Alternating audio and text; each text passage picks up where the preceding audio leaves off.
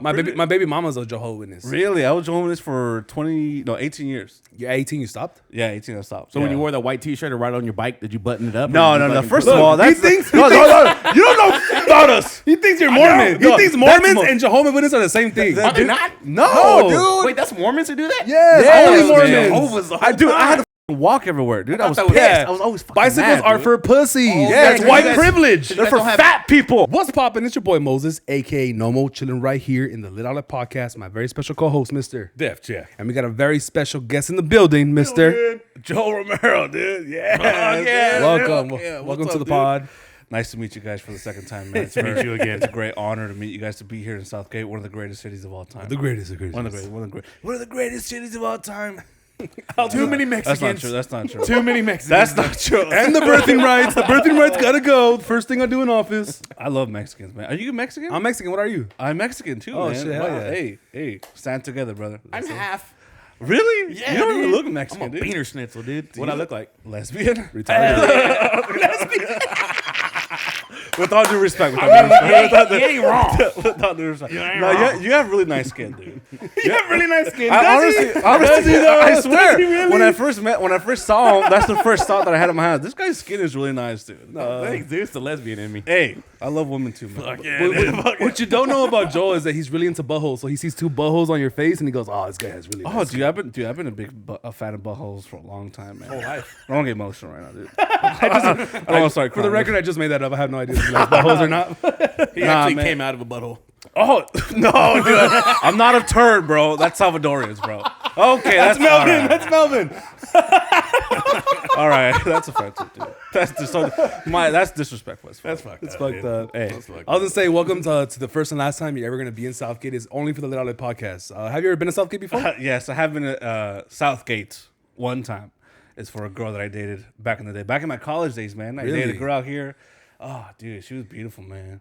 Well, we had sex one time, me and this lady, but Just one time. just one time, man. She was very sweet, but it was weird because she took me into her house, and then she had like a room. It had like a bunch of cat litter, like cat poop all over the place. She was like, "No, it's all good, baby." I was like, "All right." And then she had a bunch of like backpacks on the floor. And then they all had like a fucking bottle or two, right? And I was like, oh my God, who is this girl? And then her cat, her name was Wednesday. The cat's name was Wednesday, right? Wow. And then I was like, wow, this is a beautiful cat. She was like, you want to pet my pussy? And I was like, yeah. And I started petting the fucking cat, and then I didn't really like her that much, right? I didn't really like her. I didn't really like her. She was like, there was shit. There was like a drum set, and then this and that. So she started taking off her clothes, and I was like, oh fuck, I don't know what to do here. I can't even get hard right now, dude. I'm not even hard at all. And then she was like, you like this, baby? And I was like, yeah. And then I was like, oh, but we can't have sex because there is no condom around, and I'm safe, right? You said that. I said that. Yeah. And then she went to her cabinet. And she got a fucking a shoebox, and she opened it, and it overflooded with condoms. Like a dude. CVS receipt. Yes, dude. It was a bunch of condoms. And I was like, damn it, dude. She said, what size are you? And I was like, fucking Magnum, dude. She's like, no, you're not. And I was like, yeah, I know. I was just trying to be funny. Give me the pistol. I was trying to be cute and shit. I don't have I'm a 22, baby. and then she was like, oh, all right. She was laying down. And then I was still like soft, dude. And then she started like, and then I put the condom on. And then it's weird to put a condom on when your dick is like soft. Bro, I can, dude. It's weird. Yeah. Dude. I feel like condoms make my dick soft. Oh, do you really feel that way? Yeah. I heard one time, and this is like way back in the day before I even met you, dude. It was a fan of the ISIMO show. We were talking about your dick, and then My dick specifically. some dude was like, "Dude, it's one of the biggest dicks I've ever seen in my life." Is there truth to that? That's true. It's like a baby beluga whale. I heard you have one ball too. I think they were talking about his personality. One of the biggest dicks I've ever seen. No, that's not true. That too. I am a huge penis. I heard you have one ball. Is that true? One ball that's very sensitive. Really? So the other ball gets overshadowed a lot. Because, Really? they just focus on that sensitive nut. You're a sensitive guy. I feel. I am. Really? I'm very sensitive. Are you sensitive? Hell yeah. Really? Oh, dude. Only if you don't spit on it first. Have you ever spat on him? Yeah. Yeah. Wait, have I spit on his? I spit on him before. That's how we start the podcast normally. Really? Yeah. So we haven't started yet, right? No, we haven't started yet. This is all B-roll. Go ahead, start. Yeah. All right. Please. Yes, please start. Please slither out of your button up, sir. Oh, dude, the way you put that shirt on earlier was very disturbing, dude. I don't like how everyone in the room right now is judging me how I put this shirt on, okay? Okay. It's a button up, but it doesn't mean you have to button it up every time you put it on. Have any of you ever seen a man put a button-up shirt on like a t-shirt. Not unbutton the shirt, slide it on like a t-shirt. Obviously, let us know if you have. First, you got to have it. You have to unbutton two of them because I have a huge head, right? Huge head. So I dick. unbutton two, and then I just put them over. I just slide them in, dog. Okay, what you did earlier, I'm not gonna say it's very disturbing, very blasphemous, but very close to it, dude. You know what? It shook me. It's a white collar thing. You blue collar guys have no idea what you're talking about. But us white collar guys that have to wear an actual collared shirt every day for our jobs with a tie. Like my ties, I don't untie them. I just make them a little bit loose and I take it over my head too. I do the same thing.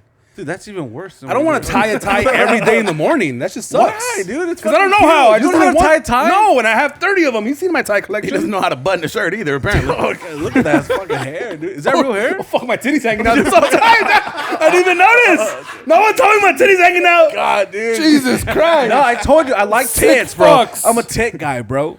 So I'm very grateful that you're allowing us to see your titties right now, dude. It's very Yeah, from your angle, you could definitely see my tits in there. Now show him your boho.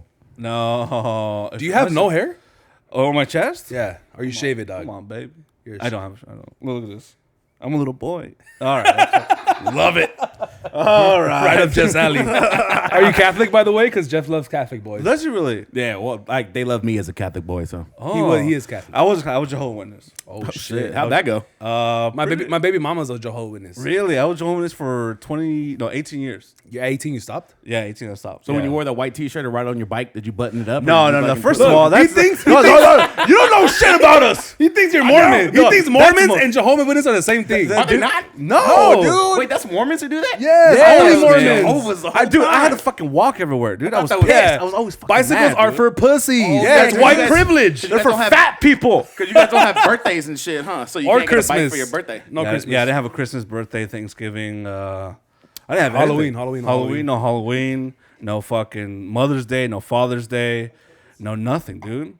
Nothing. When did you find out there was like a whole nother world out there that wasn't Jehovah? I think when I was 15, 16. You were like, oh shit, what the fuck? Yeah. Was it high school?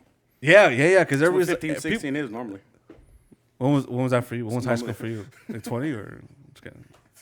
I'm just kidding. That's fucking rude. There's 26-year-olds in high school in Mexico right now, so I'm just saying. Oh, that's true. That's actually very true. That's Mexico, though.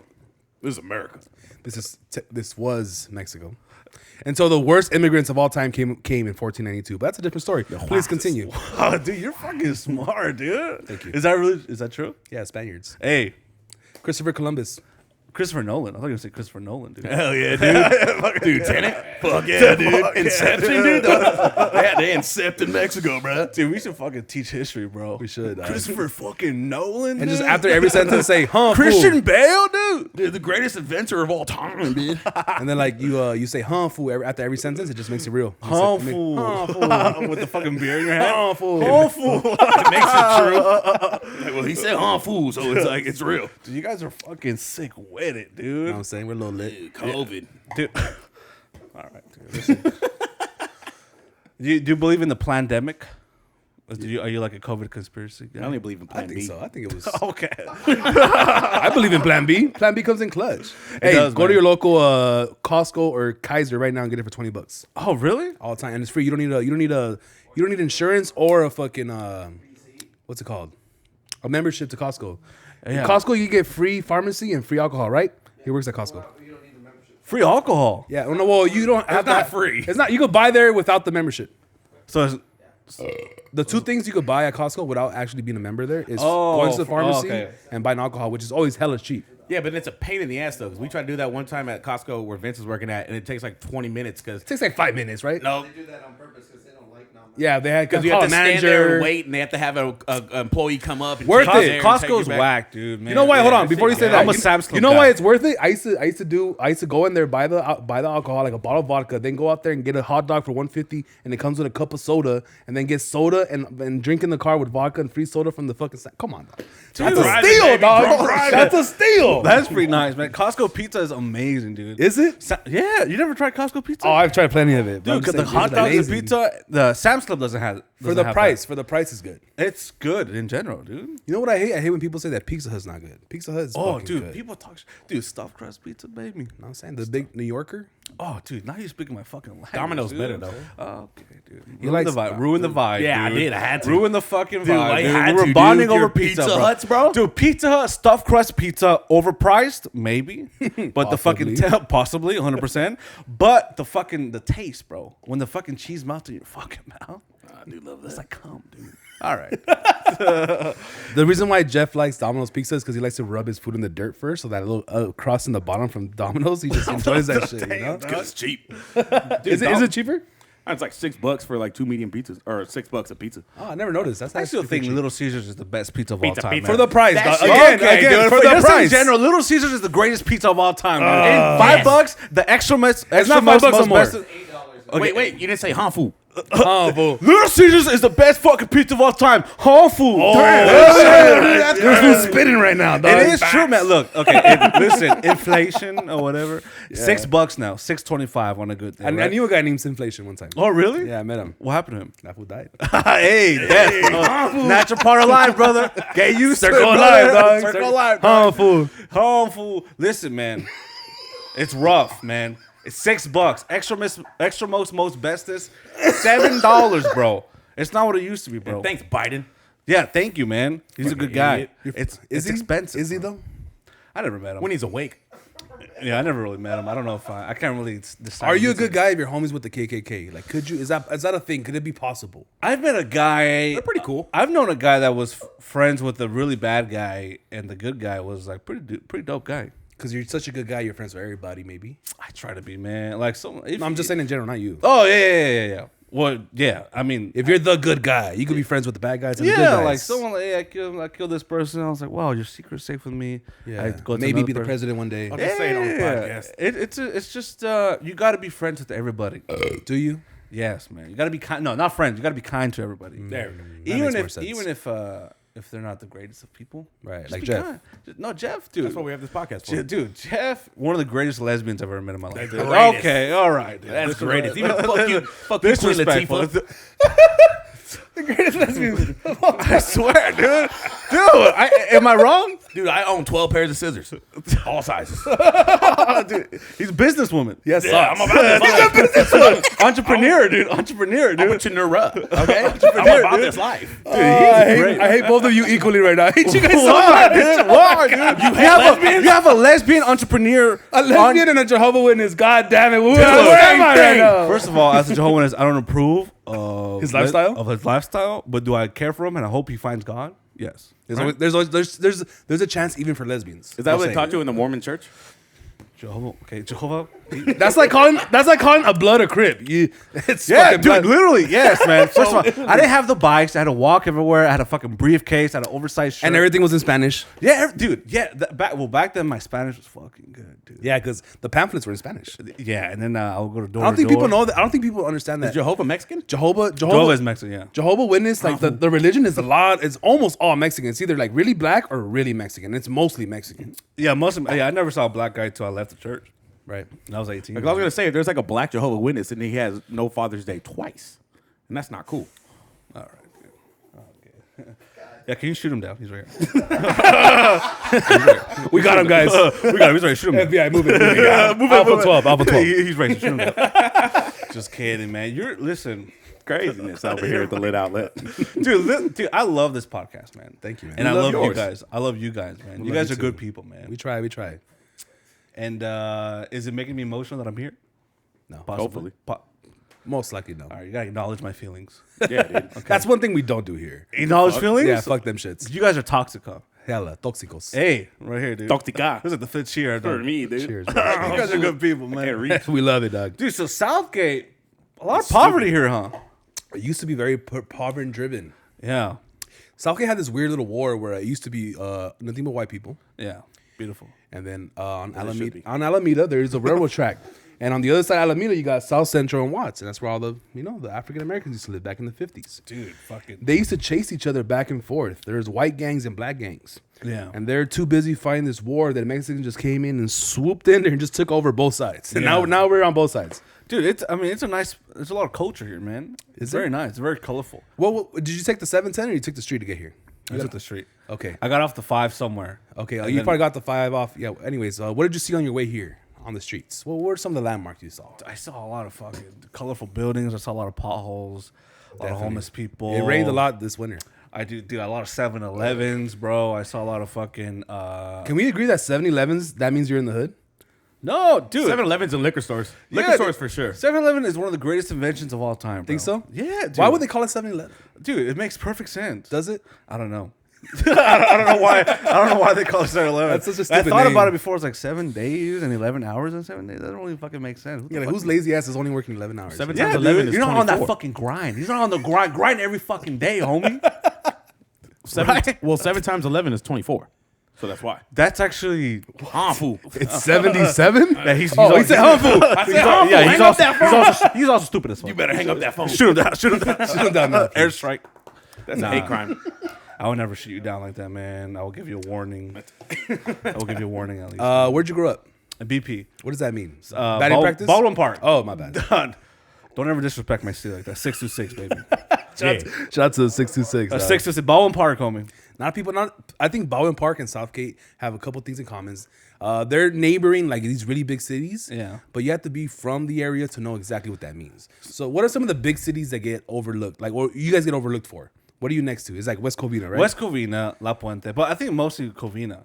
Covina? They have a nice downtown. They have a theater there. They have like a lot of great food down there. So Covina for you guys is our Downey. Like we go to Oh, we go to Downey. Downey to spend our money, but we live in Southgate. yeah, Downey's cool, man. It is cool. I went into a abandoned insane asylum in Downey. That shit's crazy. Rancho de los Amigos. It was a thing to do here. Like Yeah, it was like dude. your rite of passage. You become a man, you have to go down there and talk to ghosts and shit, basically. Dude, yes. Or I get went- raped by one. I went in there, dude, with some homies back in the day, with the flashlights, with some brew, dude. We went in there. We went to there's like a theater, there's like a morgue, there's like obviously where they all live, but there's like A bunch of abandoned files. yeah, dude. And I saw some autopsy files and some like pictures of like dead people and shit and blood samples. And then you start hearing noises and shit.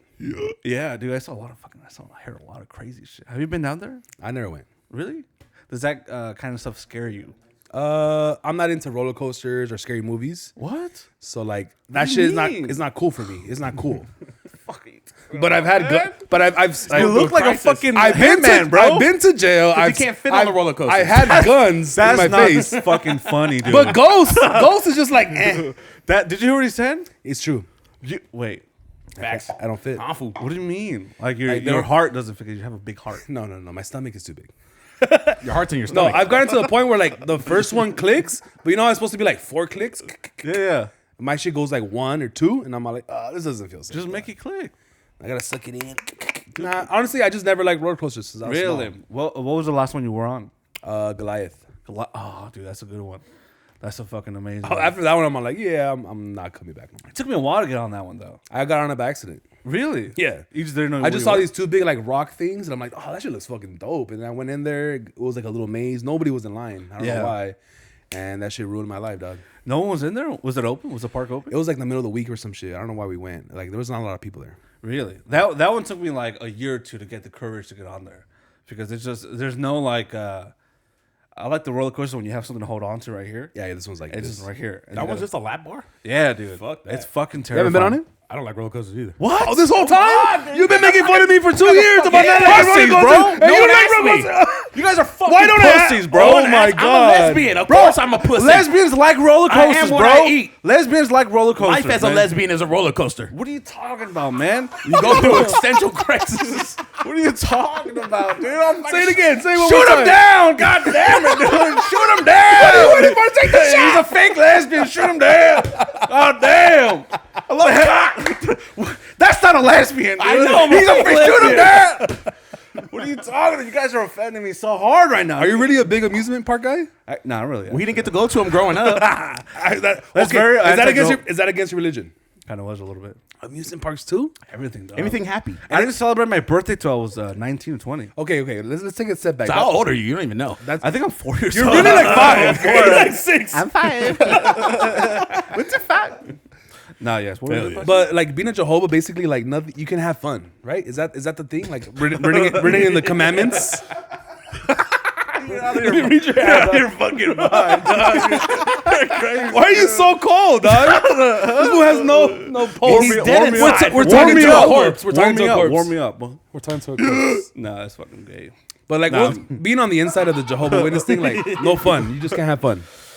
I guess you could summarize it into that. Yes, because everything you do, all these holidays are created by man, and man is governed by Satan. So if you were to celebrate one of these events, you are basically celebrating Satan. Interesting. So like birthdays, if you do that, it's fucking, you're basically going against God. Anything, literally anything, you're going against God. And so I never did any of that. Were your parents raised or they converted? My mom was converted when she got here, so she was like 20. Oh, she was like 30 when she was converted. Oh shit! So I was born. So into she the got to church. have 30 years of fun, and then Yeah, dude, I didn't get any of that shit. that doesn't man. seem fair to me. Your mom's It's not- dumb as hell. Yeah, she's. Can you shoot this guy down again? For different reasons. Sorry, Joe's mom. I'm just kidding. No, she's very. sure no, you're great. No, she doesn't even sound English. She won't know what the fuck Okay, I'm talking cool. about. We're Talk good. shit about her. Talk your shit, home. That's disrespectful. Disrespectful to my mother. No, but yeah. So being a Jehova Witness, you don't get to do much, man. You don't get to do much at all, man.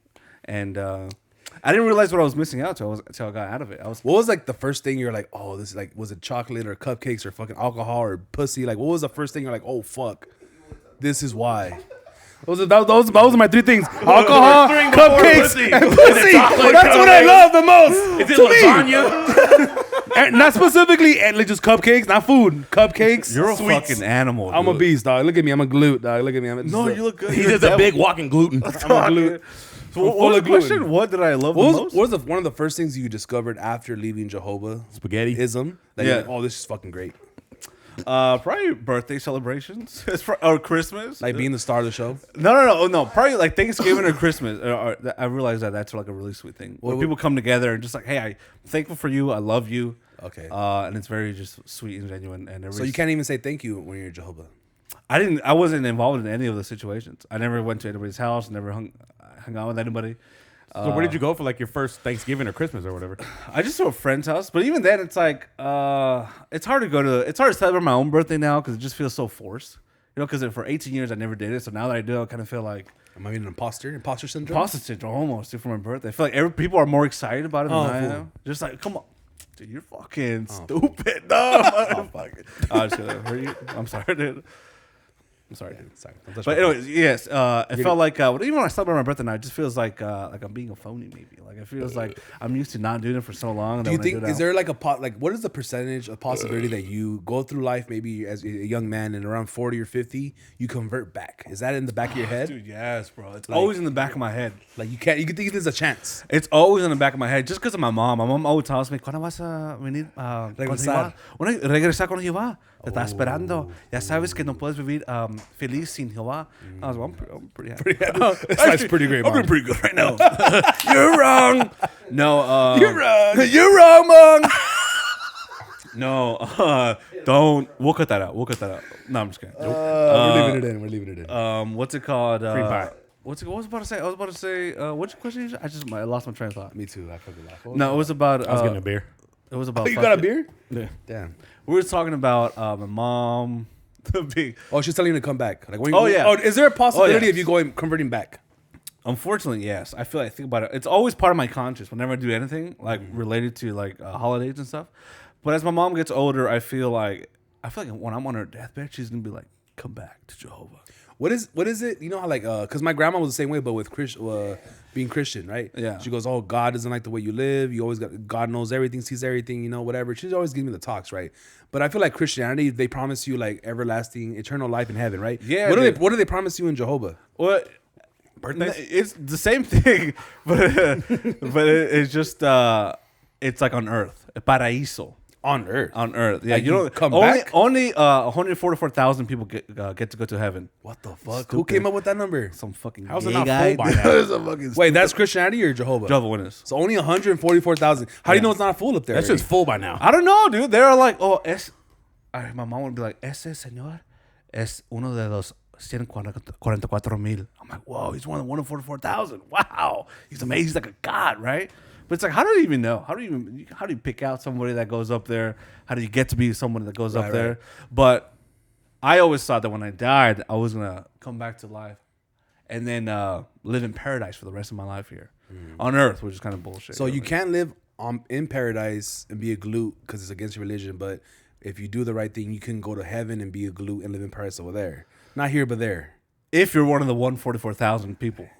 I don't know, man. To me, it's like not to get too political, whatever, but like religion is like a man-made thing to keep the fucking masses in check. You know? Oh yeah, man. I don't like religion at all, man. I think it's dumb. Like Yeah. how much of an egotistical fucking maniac do you think that God created you? Out of all things, to be the greatest thing, like how? Yeah, dude. Come and on. also in the Bible, he's like killing all these fucking people, slashing people for not believing in him. It's like murdering families. I'm like, this guy sounds like a dick. Telling someone. With all due respect, I don't know if he's real or not. I don't know. Yeah, I don't know if you're real or not. But if you are, if you are, I believe in you. I mean, the man told somebody to kill his own son just to prove. That's true, man. Like, kill that motherfucker. Who was it? Job? Was it Job? Abraham, Something like that. Like, Abraham, and Abraham. Cain, right? Yeah, Cain. Well, Cain was. Well, I have a biblical name. My name is Moises. Oh, really, dude? Moises. It's the first man to appear in the Bible. Yeah, dude. My name was from the Bible too, dog. Come on, man. Genesis. Come on, dude. Book of Joel. What about you? The Book of Lesbians. They're actually in there's some school there's some school districts nowadays that actually read his story to children. It's the King Janine version, not the King James version. Dude, your fucking story is so fucking beautiful, man. It's crazy. Dude, It really is. It's, It really it is. started. It's, Like, I came so from beautiful. a pussy. When I read about you, I was just getting overwhelmed consistently, man. Yeah, it actually hits sometimes. Like Every I don't like to time, think about it. never mind. No, say what you can fucking. Okay, every time he gets emotional about thinking about you, he grows another eyebrow hair. Like, Again, when unibrow starts coming. that's how much he loves you. He wears it like a mask to show his followers how much he loves you. Do you not love his story? I do. One of the Tell me more about his story. One of the stories ever told, man. Say it. What about it? Dude, if I start, I don't want to fucking cry right now on camera, dude. You know what I mean? You got a Patreon for that shit. You know Yeah, some real lesbians. Yeah, join our Patreon. See, your story, when I read about you, man, when I read that article about you and all the rumors about you, They're true. They're very true, man. They're all true. You transitioned at a very early age. Zero. One of the first. One of the first to transition ever. Yeah, with no painkillers at all. No painkillers needed, dude. I didn't even have to cut my dick off because it's already a clit. So it Dude, worked that's out perfectly. Well, the thing is that he was born with a micro penis, so they just sewed it to the edges. To make Yeah, there's like, it looks flatter. like a clip, But it's the right? biggest micro penis you've ever seen. Really? Now it's just a normal. Now it's a normal Arby's clit. Really, dude? You ever dated a girl with that as an Arby flap? Arby's, we got the beef. Roast beef. Oh, yeah. Yeah, she had a drum set. Yeah, it was beautiful. Yeah. I was very respectful, though. This is a gift from God. You didn't like blow in like a harmonica to see if it tickled your mustache? No, I kind of just fucking... It's like fucking terrible, dude. it's like she drew the pussy on an etch a sketch. It's just all fucking shaggy. No, I respect whatever they have down there. You know what I mean? Do you? I'm like, this is looks like a Arby's. I love Arby's. You know what I mean? Do you? Have you ever had Put some Arby's? ranch on there, huh? Have you had Arby's before? Dude, I love Arby's. Yeah, I've never they have, been like, there. They have good chicken sandwiches in there. I always wondered like who keeps them in business. Who's going to Arby's? People like me, babe. What do you order? What's your Arby's order? Jehovah Witnesses. Jehovah Witnesses, yeah, and Mormons, And Mormons. Same thing. That's why they have a bike rack. They outside. Arby's is French for Mormon. Yes, they burn calories on the bike ride. They gotta get someone to eat. Protein. Proteina. All wey. protein. Proteina, fool. Come on, man, dude. I guess first grade's what Arby's is good, man. One of the greatest restaurants of all time. Is it good at Chipotle? I don't think so, but that's a different conversation. Oh, bro. we're gonna get into Chipotle's very soon. Ooh, hey, I'm just gonna say Chipotle is one of the greatest Mexican What is restaurants what is of all the time. Up there with Taco Bell. what is the percentage of people? That's offensive. Taco Bell is trash, dude. Taco Bell is actually Salvadorian. Why does Taco Bell only taste good between? Why does Taco Bell only taste good between midnight and 4 a.m.? What is it about? Drunk. Right? It just tastes so good around that time. Well, The only time it's made fresh. yeah, you might be onto something, man. That's when the grandmas come in and start cooking shit.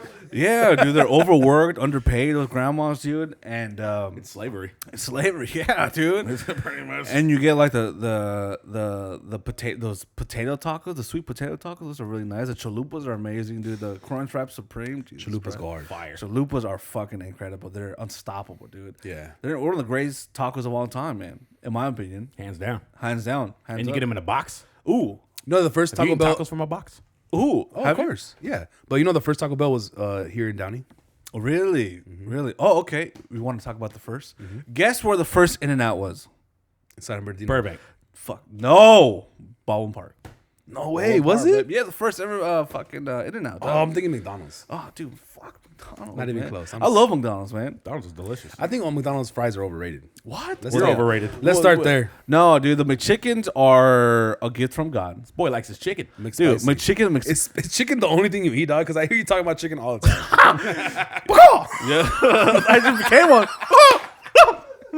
Yeah, man, I love chickens, man. I love chicken. You love them, you want to just become Good old one. damn fried chicken. I'll become Cooked a chicken. I'll become You're a like an chicken. Aztec warrior that when you want to be something, you want to be a great warrior, you have to kill him and eat his heart to become him. That's what I did, back Buddy. then. Or like doors.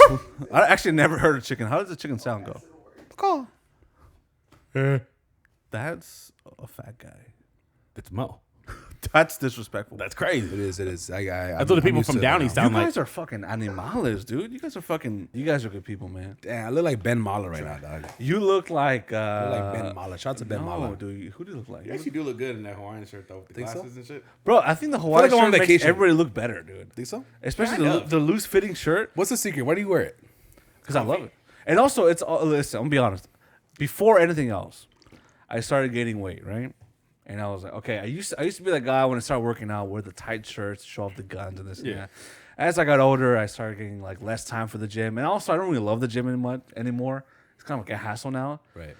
So I gained weight, but I'm also like, I don't know, I like the material, I like the loose It's fitting comfy, thing. dog. It's When, comfy. when shirts is tight, you have to be like, you have to do that thing where you kind of like you Pull it feel down. you Pull feel it out yeah, and you shit? yeah, you feel like it's tight to you. And right here, I just feel like, oh, is he fat or is he skinny? You'll never fucking know. never know. And also, these shirts always have like cool designs on them, dude. Honestly. They always have something cool. Let's talk about you and your love for thrifting. How long have you been the thrift guy? Is it more like an homage to maybe the way you were raised, or you know deep down inside that most people don't understand that you find some fucking good gems for like $8? Dude, more of that. I think that's one of the hobbies that I have that I just fucking like. It's one of those. I think it's important for everybody to have a hobby, or I don't know if you can consider it a hobby, but just something that is just purely for just love. You know what I mean? And I love thrifting. I love just going to and people don't like thrifting because they don't have the patience to be like, oh, I can't just. I don't have the patience to just look around and maybe find a shirt. Yeah. But I'm like, that's the beautiful thing about it. It's dude. like the journey. Yeah, it's like the journey, and you put some headphones on, listen to a podcast, listen to some music, and it's just you time. You know what I mean? And finding the shirt sometimes is just the cherry on top, dude. Just the cherry on top. Is that why half of your shoelaces are missing? Because you're a thrifter? Okay, dude. Listen. Okay, I'm not. Okay, listen. Well, one of the shoes doesn't have a shoelace. I am lacking in the shoe game. First, I am lacking in the shoe game. I will admit, I'll be the first one. I don't have any shoelaces or a tongue on the shoes, dog. Oh, I didn't even notice a no tongue, too. That's fresh, though. I am. Look, listen. What I lack in the shoe game, I make up with heart, determination. Oh, I and thought my- you were going to say penis. Dude, my penis is very fucking controversial, dog. Very controversial. You know what I mean? Everyone talks about it. Yeah. I don't want to talk about it. But the thrifting, yeah, man, I fucking love it, man. Listen, I can't get over. I can't understand people being like, this shirt costs $40. I'm like, you're an idiot. Why would you buy that shirt for $40? No, because it's this brand. No. He just left. My boy that just left with the 44 shirt. Yeah. It's a Lewis Hamilton shirt. Yeah. $60. I'm like, I don't get it. Yeah. Even with jeans, look, these are Walmart jeans, baby. These are $10. Yeah, $10. Yeah, dog. they're good jeans. I'm kind of a cheap dude, and especially when it comes to things that aren't a complete necessity, or unless it's like camera shit, then I feel like okay, Yeah, I have to kind of. I converted to the same thing too because Yeah. I used to love buying the expensive Jordans, the expensive Yeah. hats, the expensive everything. But once you fall in love with other things, like I'm so hyped about the tripod or the lights or the Yeah. fucking lens I just got. Yeah, those are the stuff that makes sense to like save up for. Yeah. Because if you buy it cheap, then you're gonna have to buy it again Again and again. because it's gonna be breaking down. Or have an issue because these mic stands I got them. They're Amazon Basics. Yeah. But every time I go to adjust it, it fucking falls apart. I'm like, damn, I should just got the good ones, dog. Yeah, dude. You That's gotta what get makes- the arms, dog. Yeah. How much were these? Like $8 each. Oh wow, Not that bad, though. dude. What? Okay, I thought. But you were there's gonna some say- cool ones when I see like a legit podcast and it has like that thing that swings around like this or whatever. I'm like, damn, that shit looks hard. I thought it was like $40. Oh, this is amazing for $8. Amazon Basics, dog. This is fucking beautiful, dude. But it's just a hassle every time I make it. It just fucking falls down. But all this kind of stuff, it's like with gear. Yeah. It's like when it's kind of that thing. You spend more money, you get maybe it might not seem like it's worth it, but then when you use it and you see that it works every single time, It's a silent like a win because the fact that you're not messing with it, that means that it's better. it's like those cheap tripods. It's like the one that are like at Best Buy for like $40. It's like you fucking like it's unstable. That one right there. It wiggles a little bit. It falls all And- of a You sudden. get what you pay for. Yeah, and then you're just kind of like, why would I spend $150 for a tripod or $100? It's like it's just standing still. But once you get one, you're like, oh, it's so smooth. Yeah. It's stable. It's fucking when I adjust, like when I put the camera on there and I tilt it, it doesn't fucking Stays wiggle. there. It doesn't. Yeah. But with thrifting, listen, baby, I fucking love finding shirts, man. I love it. What's your favorite print on a Hawaiian? Dude, I don't know if I like the flower stuff. I like the flower stuff, and that's like the most common thing with like the dad shirts that they have. It's like all the flower stuff. I like a lot of blues, a lot of red. This one's all blue, which is fucking cool because I like denim and denim type of look. What is that called? The Tennessee suit? What is it called? No, it's Canadian tuxedo. Canadian tuxedo. Canadian tuxedo. tuxedo? Canadian tuxedo. Tennessee whiskey. Is that what it's called? Bro, you're as smooth as that. Hey, you can. Bro, has anyone told you that you right now? You're making me want to drink more, dog. You're making me want to go to the fucking liquor store and get some more beer and get some more fucking alcohol. Dog. The liquor score. I heard that too. That's how you say it. That's how you say it in Southgate. That's how you say it, the liquor store. Why do I make you feel that way, dude? I don't know. You just had a good time. You're so handsome. Do you get that a lot? Like you're such a good time. Like I want to spend more time with you. wait. I want to spend more time What with did you. you say? You heard me, dog. Wait, what? Wait, let's go back. Jeff, close my deal. You're so Wait, handsome. close it for me, Jeff. Wait, shut the fuck up. No. What did you say? Not What did you me. say? What did you say? I actually never got that. Actually, never got that. Going back. I'm getting emotional right now, dude. No, I that's very nice of you, dude. Yeah, no, you're a good time, dog. You're a good time too. I wish I wasn't so drunk at your live show. I want to talk about the live show that we just went to. Yeah. Me and Jeff. I know Jeff had a good time, right? You, Jeff, you had a good time? Fantastic. Oh my God. That's such a great show you guys put on. I wish I didn't get so fucked up because by the time like You forgot the whole me show. and you started talking and Melvin was there. He was like, "Why am I dressed like a detective?" By the time we were talking about and you were giving me a shot of what is that tequila called? Espelon. Oh, shout out to. Okay. Look at the No, bottom. wait, shout out to I'm a little buzzed. So what's the name? Fuck it, Ulysses. Thank you, Ulysses. Oh, I met Ulysses. He's Shout a out good to guy. Inside Northside Podcast. Oh, he gave bought me that? Yeah, he bought that for me. It was a hell gift. yeah. So thank you very much. Yeah, out. you were giving me shots of that towards the end, and Yeah. I was having a good time. And I remember like we're about to leave or whatever, and I'm like, did I say bye? Did I just walk out? Like I was so worried about like how did I leave? Like I had such a good time. I didn't want to do anything stupid, you know. Like Yeah. you know, sometimes you get drunk, you do some Cut to stupid the shit. clip of him stumbling out. I know. You, Or saying you had a something dumb. seizure. You were just oh, this is weird. Having such a good time. No, Dog. it was fun. It's still a trip to see people come out. It's still a Talk to trip me about like some people want to start a podcast. Some people are doing a podcast, but talk to me about like you guys get a lot of love. You guys have really diehard fans flying from city to come see you. How does that feel? Dude, it feels it's kind of hard to believe sometimes, you know, because I mean, before I started all this, I was a guy just listening to podcasts, a big fan of podcasts. I think we all are, Right. So I think to be on the other side where people like watching us and people like what we do enough where they will fly out or take time out of their day, out of a whole day where I'm gonna fly out and fucking spend a whole weekend there, or I'm gonna drive. Someone drove from Yuma. Lorena drove from Yuma, which is like a 7 hour drive. Yeah. For me, that's still I'm so grateful, but it still trips me out because I'm just like, really, like us, like we're fucking fucking stupid. Like we're just regular, like we're nothing special about us, you know. And it just it's kind of humbling, you know what I mean? It's just it's a very grateful feeling. Because even when we had our first show, it was right here in Southgate, Yeah. which is literally a block, right, Jeff? It was like a block away from my house. We could have Yeah. walked there. We were worried about like, damn, you think people from Long Beach, where all his fans are, because he has a bigger fan base than I Yeah. do. We think people from Long Beach are gonna come over here, or my own people from Southgate. What is gonna happen? And the was little packed. the little room that we got was a 50-person capacity, and we overbooked it. Like I think Really? I think 80 people showed up. What? And they had to wait, like sit from the outside. And some people had no view and just listen. Some people had like a view from like 20 feet away. And we were also amazed, like, damn, like these people actually showed up. And a lot of people from Long Beach came. Yeah. Which is Yeah, not that so was- close from here. The Long Beach is far as fuck. Yeah, that's why. Like the thing, I was like, because I figured he was gonna have a nice Southgate come, but then like, yeah, I had a good amount of people take that Half drive the from Long crowd, Beach half the crowd was from Long Beach. to come out there, and I Really, was like, dude? oh yeah, and that shit was fun. So, but like, Well, yeah. how did you guys feel? Oh, I loved it. Yeah. Oh man, I told him too. Like, if it wasn't for him, there's no way I could have handled it. The first hour and a half of me getting there, setting up, and then the first 30 minutes on the show, I was in complete shock. I'm supposed to be the host. I'm supposed to be like doing the topics, talking the most, setting him up for the jokes. Bro, I was just like, I couldn't talk. I was just so in shock that all these people came out and they were buying beer, they were buying drinks, they were buying a shot, and this fool just fucking snowboarding down the mountain. Like, you see a sexy snowboarder going down, he handled the whole thing. And by the time we took a break, had a musical performance, and then we came back, I was like, okay, snap out of it, let's get back in it. But luckily, I had his guy with me. Yeah, he killed it, dog. I love the attention. I was choir, I was in theater and shit like that. Yeah. So like, I just love being on stage and everything like that. So I was like, yeah, we can do it.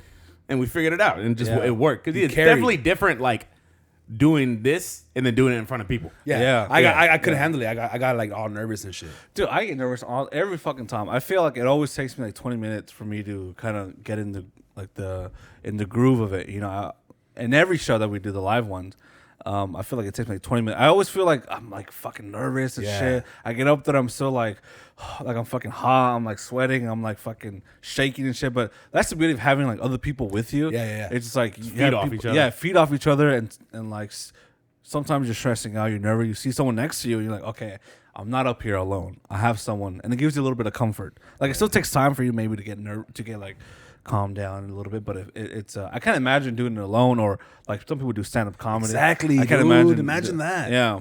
Well, you're both of your co-hosts from the ISIMO Pod, right? Shout out to the ISIMO Pod. Yeah, and all ISIMO the fans. Podcast. Boom. They're one of the greatest Shout podcasts out Yeah.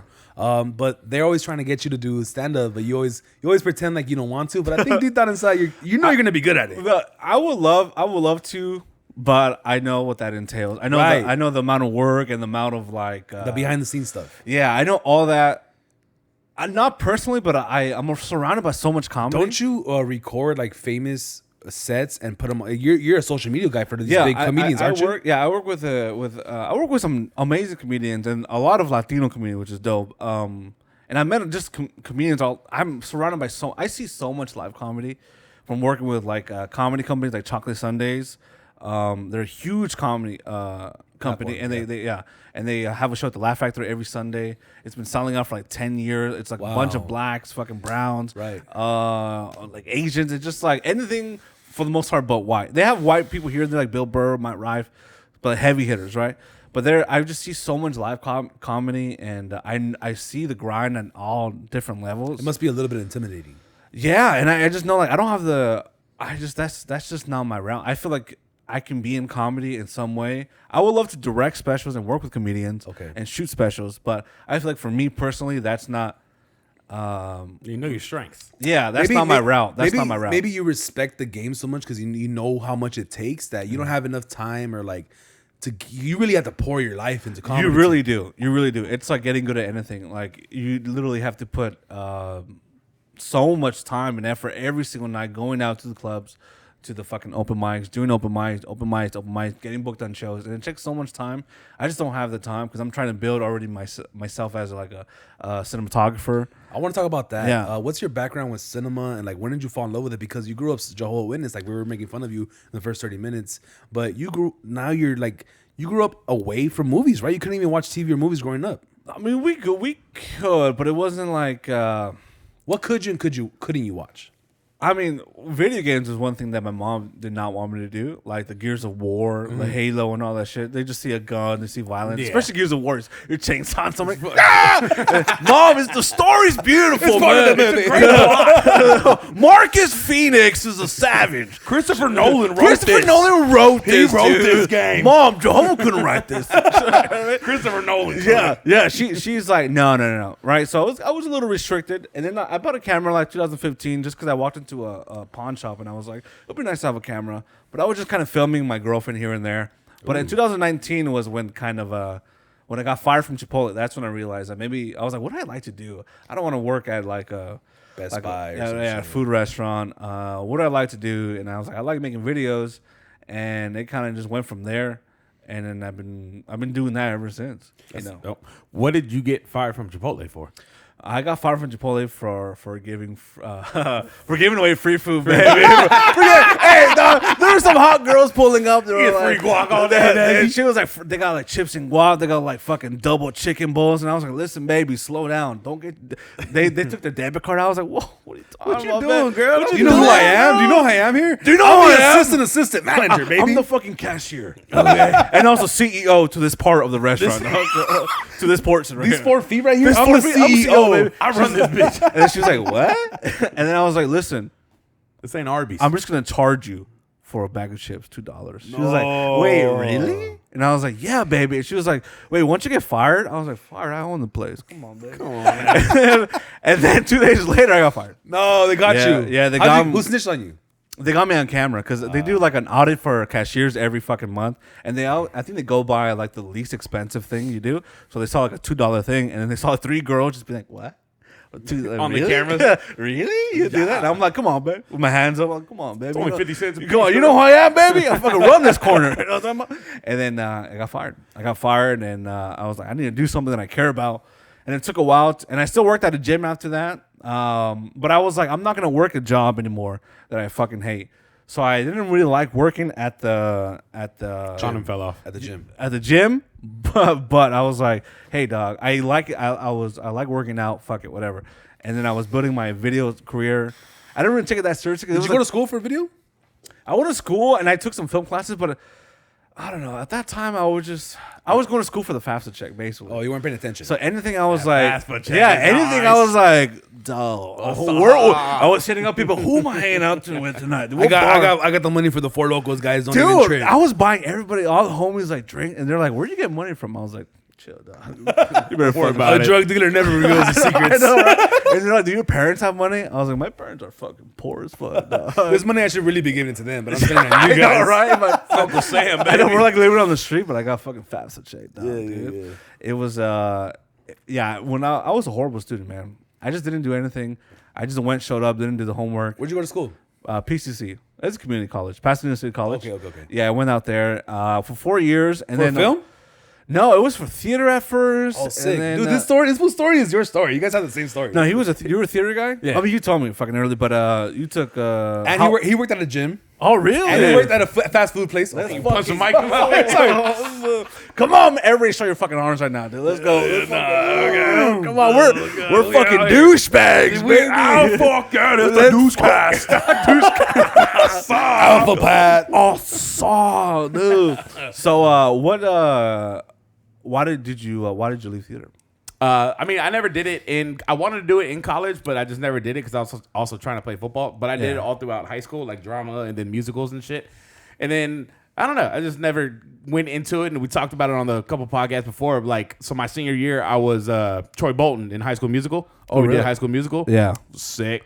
But Sick with so it. they had like fucking like Disney people out in the thing. And so I got an audition to be Aladdin. Yeah. Like at Disney. And I didn't get it because I wasn't Aladdin-y enough. Yeah. But like, I don't know, just at that point I was kind of like, I don't know if I want to keep doing theater because I was mostly trying to do football and shit too. And then I had to stop all that and get a job to help my mom pay rent. But I always knew like I'm going to do something to like be an entertainer. I've always loved that. I always wanted to be entertaining. I like making people laugh. I like attention. I like all that shit. So it's just, I figured at some point I'll figure it out. I did music for a long time, still do music, but just this took over way more than that. Yeah. But so I just always knew I wanted to be an entertainer at some point. I think every dude should take like a theater class. It's fun. Every fucking dude. Them theater bitches. It probably helps you get bitches, huh? Them theater bitches is nice. Yeah, because you gotta act like a monkey sometimes. You gotta act like an animal. And Yeah. you gotta do some weird shit. And just in general, because a lot of dudes are like very like tight, very Tighty one. What's up, babe? And then when the girls see you out there doing gay little jazz hands, they're I like, know, oh, that's dude. cute. Oh And my God, oh my you gotta God, do all he's that so shit. funny. He's so vulnerable. It's so Were vulnerable. you doing drama in high school? I took a drama class. Yeah, I did a play. I did a play in high school. What play? I don't know. I forgot. But I forgot the name of it. But I was a Russian ballet instructor. Right. So I had to wear ties. I had to wear tank top. And I wore fake. You have a Russian accent? Yeah, but it was terrible. Let's hear it. It was fucking. It was just Try fucking, it. Mother Russia. Perfect. I never said any of my lines. Just Mother Russia. The whole time. It was pretty fun. It was a fun experience, man. It was a fun experience. And but after that, I thought about being an actor here and there, like in college. I was like, do I want to be an actor? But it's also like it's a rough game, man. It's like Nepotism. I think it's like stand-up is here in terms of like how difficult it is. I think acting might be even more because there's more variables that contribute to your success. Like you gotta be high, you gotta be good looking, and then let's say you're getting cast and some guy like hates Mexicans. We're like, I don't think he fits the role. At least comedy, you get to pick your own comedy and see if it works. Acting, you really have to bend over backwards to fit what the director's looking for. Yeah, dude. And if you're not looking to be that typical like racist type of whatever they're casting for, it's gonna go against your morals. Yeah, or unless you're that fucking incredible, like you're a Christian Bale or something like that good. Where Yeah, those dudes on a different level. Yeah, like I just want you to just do your thing, baby. Just do your thing, baby. You know what? You know what I've been noticing earlier. I've never seen any John Wick movies, right? But recently, in the last 2 months, I've been trying to watch them. So I'm already up to. I already seen part 4 yesterday, the other day. Yeah. I'm like, bro, every movie, this one has like 12 lines in a 4-hour movie. Yeah. Like he doesn't say shit. He's just like, hoo, hoo, hoo, hoo, hoo. Come on, man. And then most of his lines are in Russian or like a different Vietnamese. Like, dude, he doesn't even talk. Well, I think those movies, I mean, those are different because those are action movies. I don't know if it was true, but I saw somewhere it was like, it was only like 800 words or some shit in like the last John Wick 4 script. Bro, yes. It's just all murdering and fucking fight scenes and shit. That's an easy paycheck right there, dude. Exactly. That's a fun ass movie to do, man. It's Fucking gotta people be. up. Yeah, man. And There's a scene in the movie where he gets thrown into a glass case like eight times in like 2 minutes. I'm like, okay, this is completely not real, but I'm enjoying the shit out of this movie right it's all now. about the entertainment sometimes, man. Sometimes people want to do this high art. Everything's got to be fucking have a deep meaning, beautiful. It's all about just having fun, But man. at the same time, too, as far as like movies and shit like that, or even like doing stand up, it's just like, at least for a movie, it's like that's 2 hours of your time where you forget about all the bullshit in life, all your problems going on. You're just locked into some completely outlandish otherworld shit for 2 hours, and you just get entranced in it, and you just don't think about nothing else. Yeah. That's Then the, you that's the come back beauty. out. Yeah. That's the real beauty about cinema. Because like, I'm like, you know, it's, John Wick, you would think is like a full guy's movie, a guy's guy kind of movie, right? Yeah. Bro, I watched those movies with my girl, and then she sits there, and I'm looking at her. Like sometimes I take a peek, and she's just like. She's so fucking into the fucking movie because the cinema, the camera, the fucking lighting, the story behind it, the dog.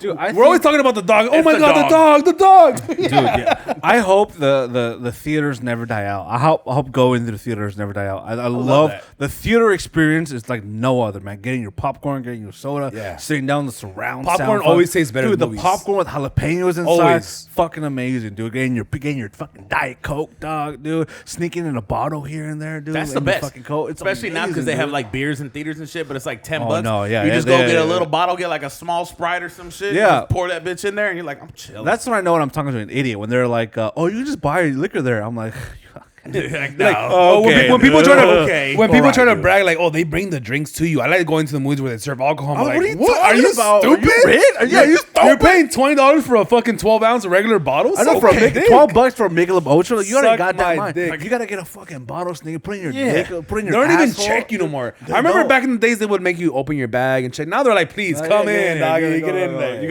Like, go ahead, right ahead. We're gonna be on the news again. Fuck it, let's go. Promotion, it's the new content, Batman. content. Get in here. It's a new Batman movie. Come on, let's do it. Third Yeah, time. dude. I like, especially when it comes to horror movies. I always have to be like, You're a all right, horror movie guy. Not really, not Neither. really. But I just know whenever I see one, I'm just like, okay, I gotta. I mean, I tend to watch all horror movies. I'm not a horror movie guy. I'm not a but- horror movie guy, but I've seen every single horror movie. No, but like I go all the recently, time. but recently, I'm like, oh, that could be fun. That could be fun because I'm always like, if I get buzzed, everything gets in. You're like, oh, shit. Everything gets heightened a little bit. Like Yeah. Evil Dead Rising recently. You guys seen that one? No, I want to the new one, right? I want to see Is that. that the one with the mom? Yes, dude. Yeah, the the And first then the one parking was- lot at the end? Yes, dude. Look, my parents are into that shit, and they got. I don't want to snitch on it, but anyway, they have a way to see movies that are not going to the movies. And then one day I was waiting for my son to get dressed to go to his baseball practice. So I'm sitting in the living room, they're watching the movie, and the whole parking lot shit goes when they come down from the elevator, all the blood. Hey, I want to see Dude, it. the so fucking good, station man. wagon shit. And I was like, holy fuck, this is good. Dude, cinema. it's so good, man. Those That's- movies are crazy too. yeah, I was like, that's- what? that's what I I- wasn't expecting that. That's what I love about the movies the most. It's like shit that that would never happen in real life. It's like you put you in another world, man. You're living in another world completely, and you're just buying it 100%. You have a reaction to it completely. I was trying to be like, I'm on my phone, fuck this movie, and then I'm all like, and then at one point I'm all like, why am I so into this movie? This movie's been on for 2 hours. I'm watching the last 20 minutes of it. Like, I shouldn't be this interested in it. And I was like, damn, this is a good movie. It's a beautiful. It is a trip when people are like, oh, that will never happen in real life. Like, yeah, no shit. That's why it's a movie. It's like you're not gonna pay $20 to go see something you could see on the street. Like, yeah, it's a fucking movie. That's the whole point.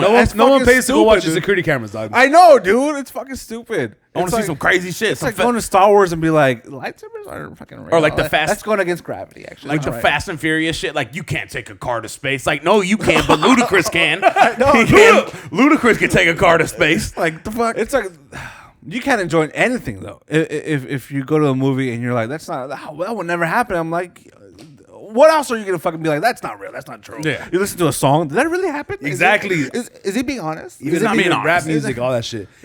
Would you consider yourself more a camera guy or like a director, screenwriter, writer guy? I think camera guy. I think I want to be a DP, director of photography. What does that mean? What does that mean? Director of photography, which means like you work with the director and you kind of figure out like you're behind the camera or you're in charge of the camera operators. You help find the look of the film. You help basically the director tells you his vision. You help fucking put it. He tells you, I want it to look like this. Yeah, like, I gotta figure out the light. Yeah, we gotta light it this way. We gotta. You want this feel of it. We should shoot it with this camera or with this lens.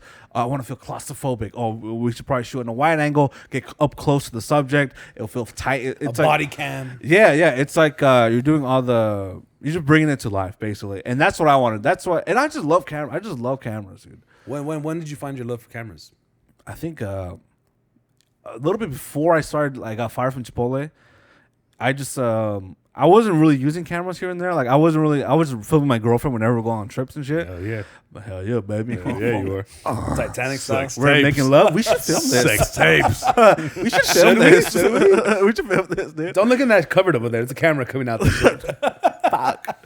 But I don't know, man. Like that was fun. And then when I got fired, that's when I really started to feel like, okay, what brings me kind of some sort of joy? Yeah, that's where I'm at right now. Yeah, because it's like.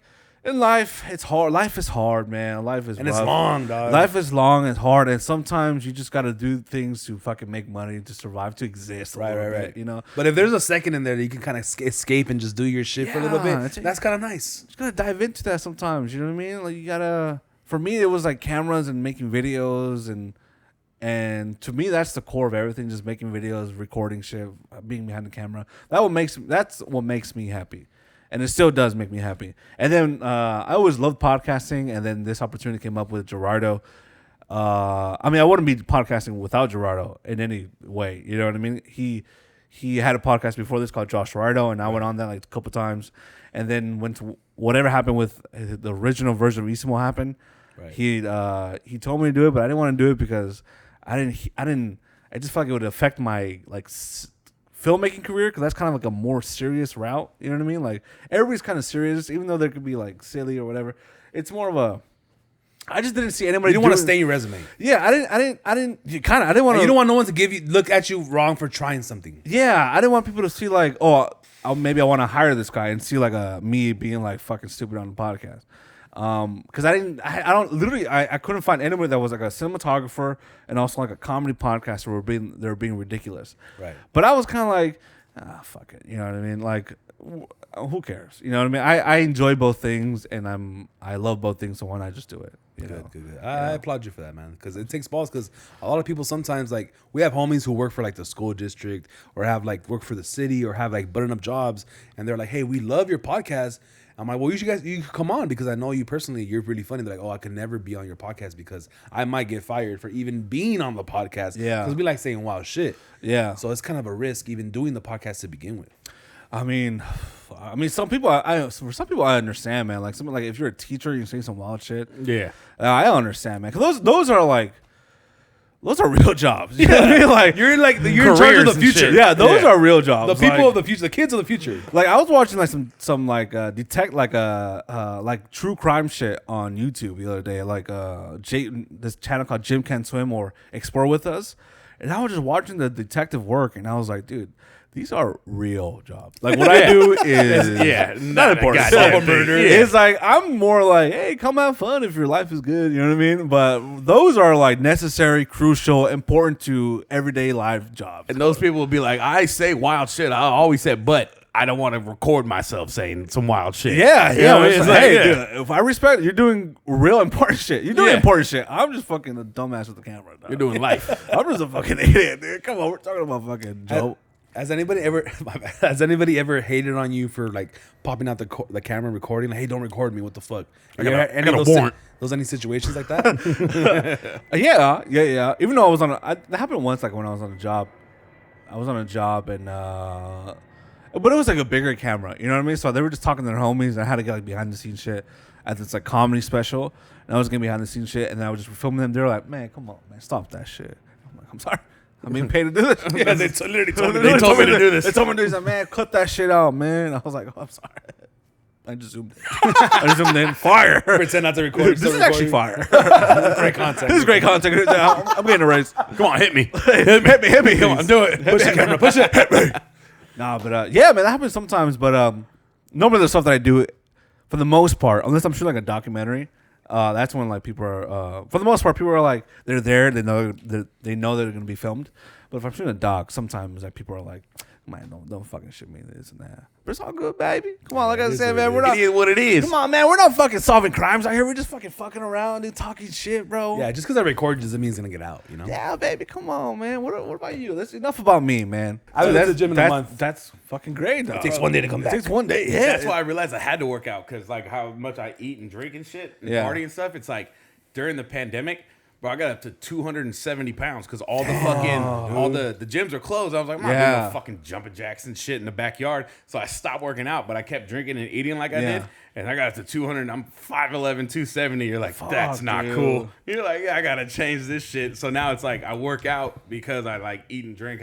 If I ate and drank less and ate better, I'd be fucking chiseled. But also, I love pizza. Life isn't as fun. I love pizza though. and I love drinking. It's Life isn't as fun, man. Fuck. I see these people that are shredded, and I'm like, I eat broccoli 4 times a day. 6% One of body my fat. homies who did like a bodybuilding, he's like a bodybuilding fucking big old jack dude. When I worked at the gym, he told me like the last couple days before his competition, he had to eat ice. What the fuck? That's ridiculous. Bro. Because like, like a as mouth far as thing? like the carbs, just so he could have like hydrate. The sensation. Yeah. The sensation of eating, and also because he couldn't drink too much water to put on like water weight. But like, yeah, he's like the day before, like I just ate ice all day, and I was like, that's miserable. That's terrible. That's some sort of I crazy was like, mental that's fortitude, fucking bro. miserable. Never, That's bro. insane. That's He looked not- fucking fantastic, like 8-pack and all this shit. But I was like, yeah, I'm good being chubby and not eating ice. If and you're just eating ice, pizza and you drinking. must not feel great. Though. Yeah, I was Also, like, you look good, but fuck that. I look yeah. good too. Yeah. So I was like, I don't care. I want to say this to all the people out there that are watching your homies go to the gym and be on their diet plan and only posting the nice things. Yeah. If your homie has an 8-pack or a 6-pack and his fucking has 22s and he's ripped, he's on steroids, dog. I don't know what to tell you, but there's no way you can get that ripped without steroids. No, dog. you can tell the your difference. homies are on steroids. No, you can tell the difference between steroid like. What's the buff difference? and, like natty Veins, buff. veins, right? Veins. That's one of the. If things. you're veiny and big, and well, he wasn't like big. He was more like chiseled.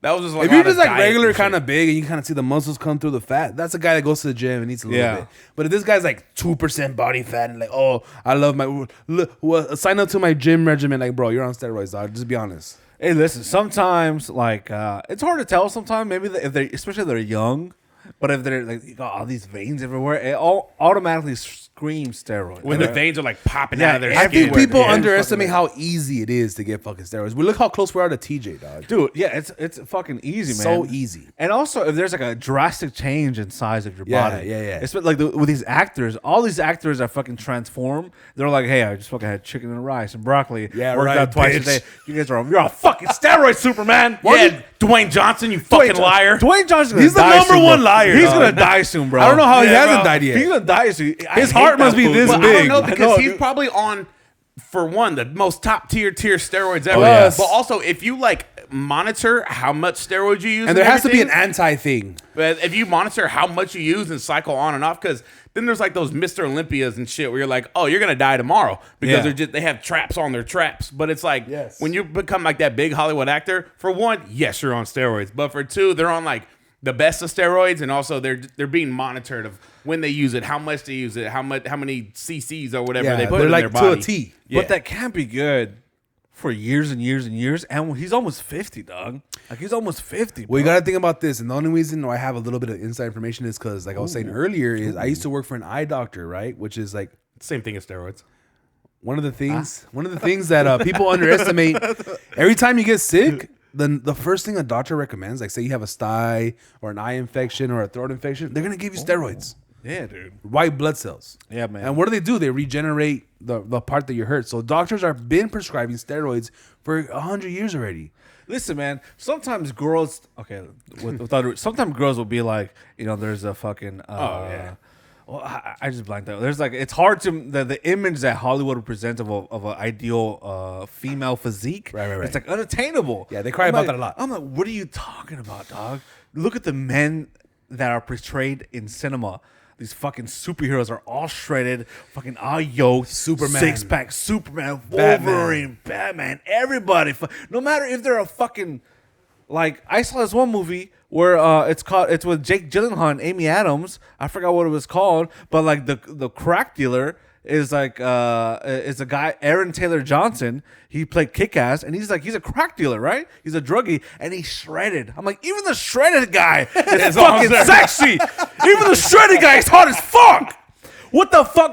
What are you talking about? Yeah, even I was stuck his dick right now. Even that guy's hard as fuck. What are you talking about, dog? That's not a real crack dealer. Yeah, I would never see a crackhead woman shredded with a big ass, big tit. I would never see that. But in Hollywood, you'll see a coked out, druggy, fucking shredded, beautiful jawline, beautiful fucking beard, fucking beautiful hairline, beautiful fucking the hairline gets me. Everything, dude. That's my ick. You're like Everything. that. Actually, no. That's the one time where we watch a movie and you're like, "That's bullshit." Yeah, that's not real. That's hairline's totally fake. That's when you can be like, Bro, those abs are not real. Those abs are fake as fuck. Bro, I've been researching how like different places, Turkey, Dominican Republic, Beverly Hills, where to Turkey.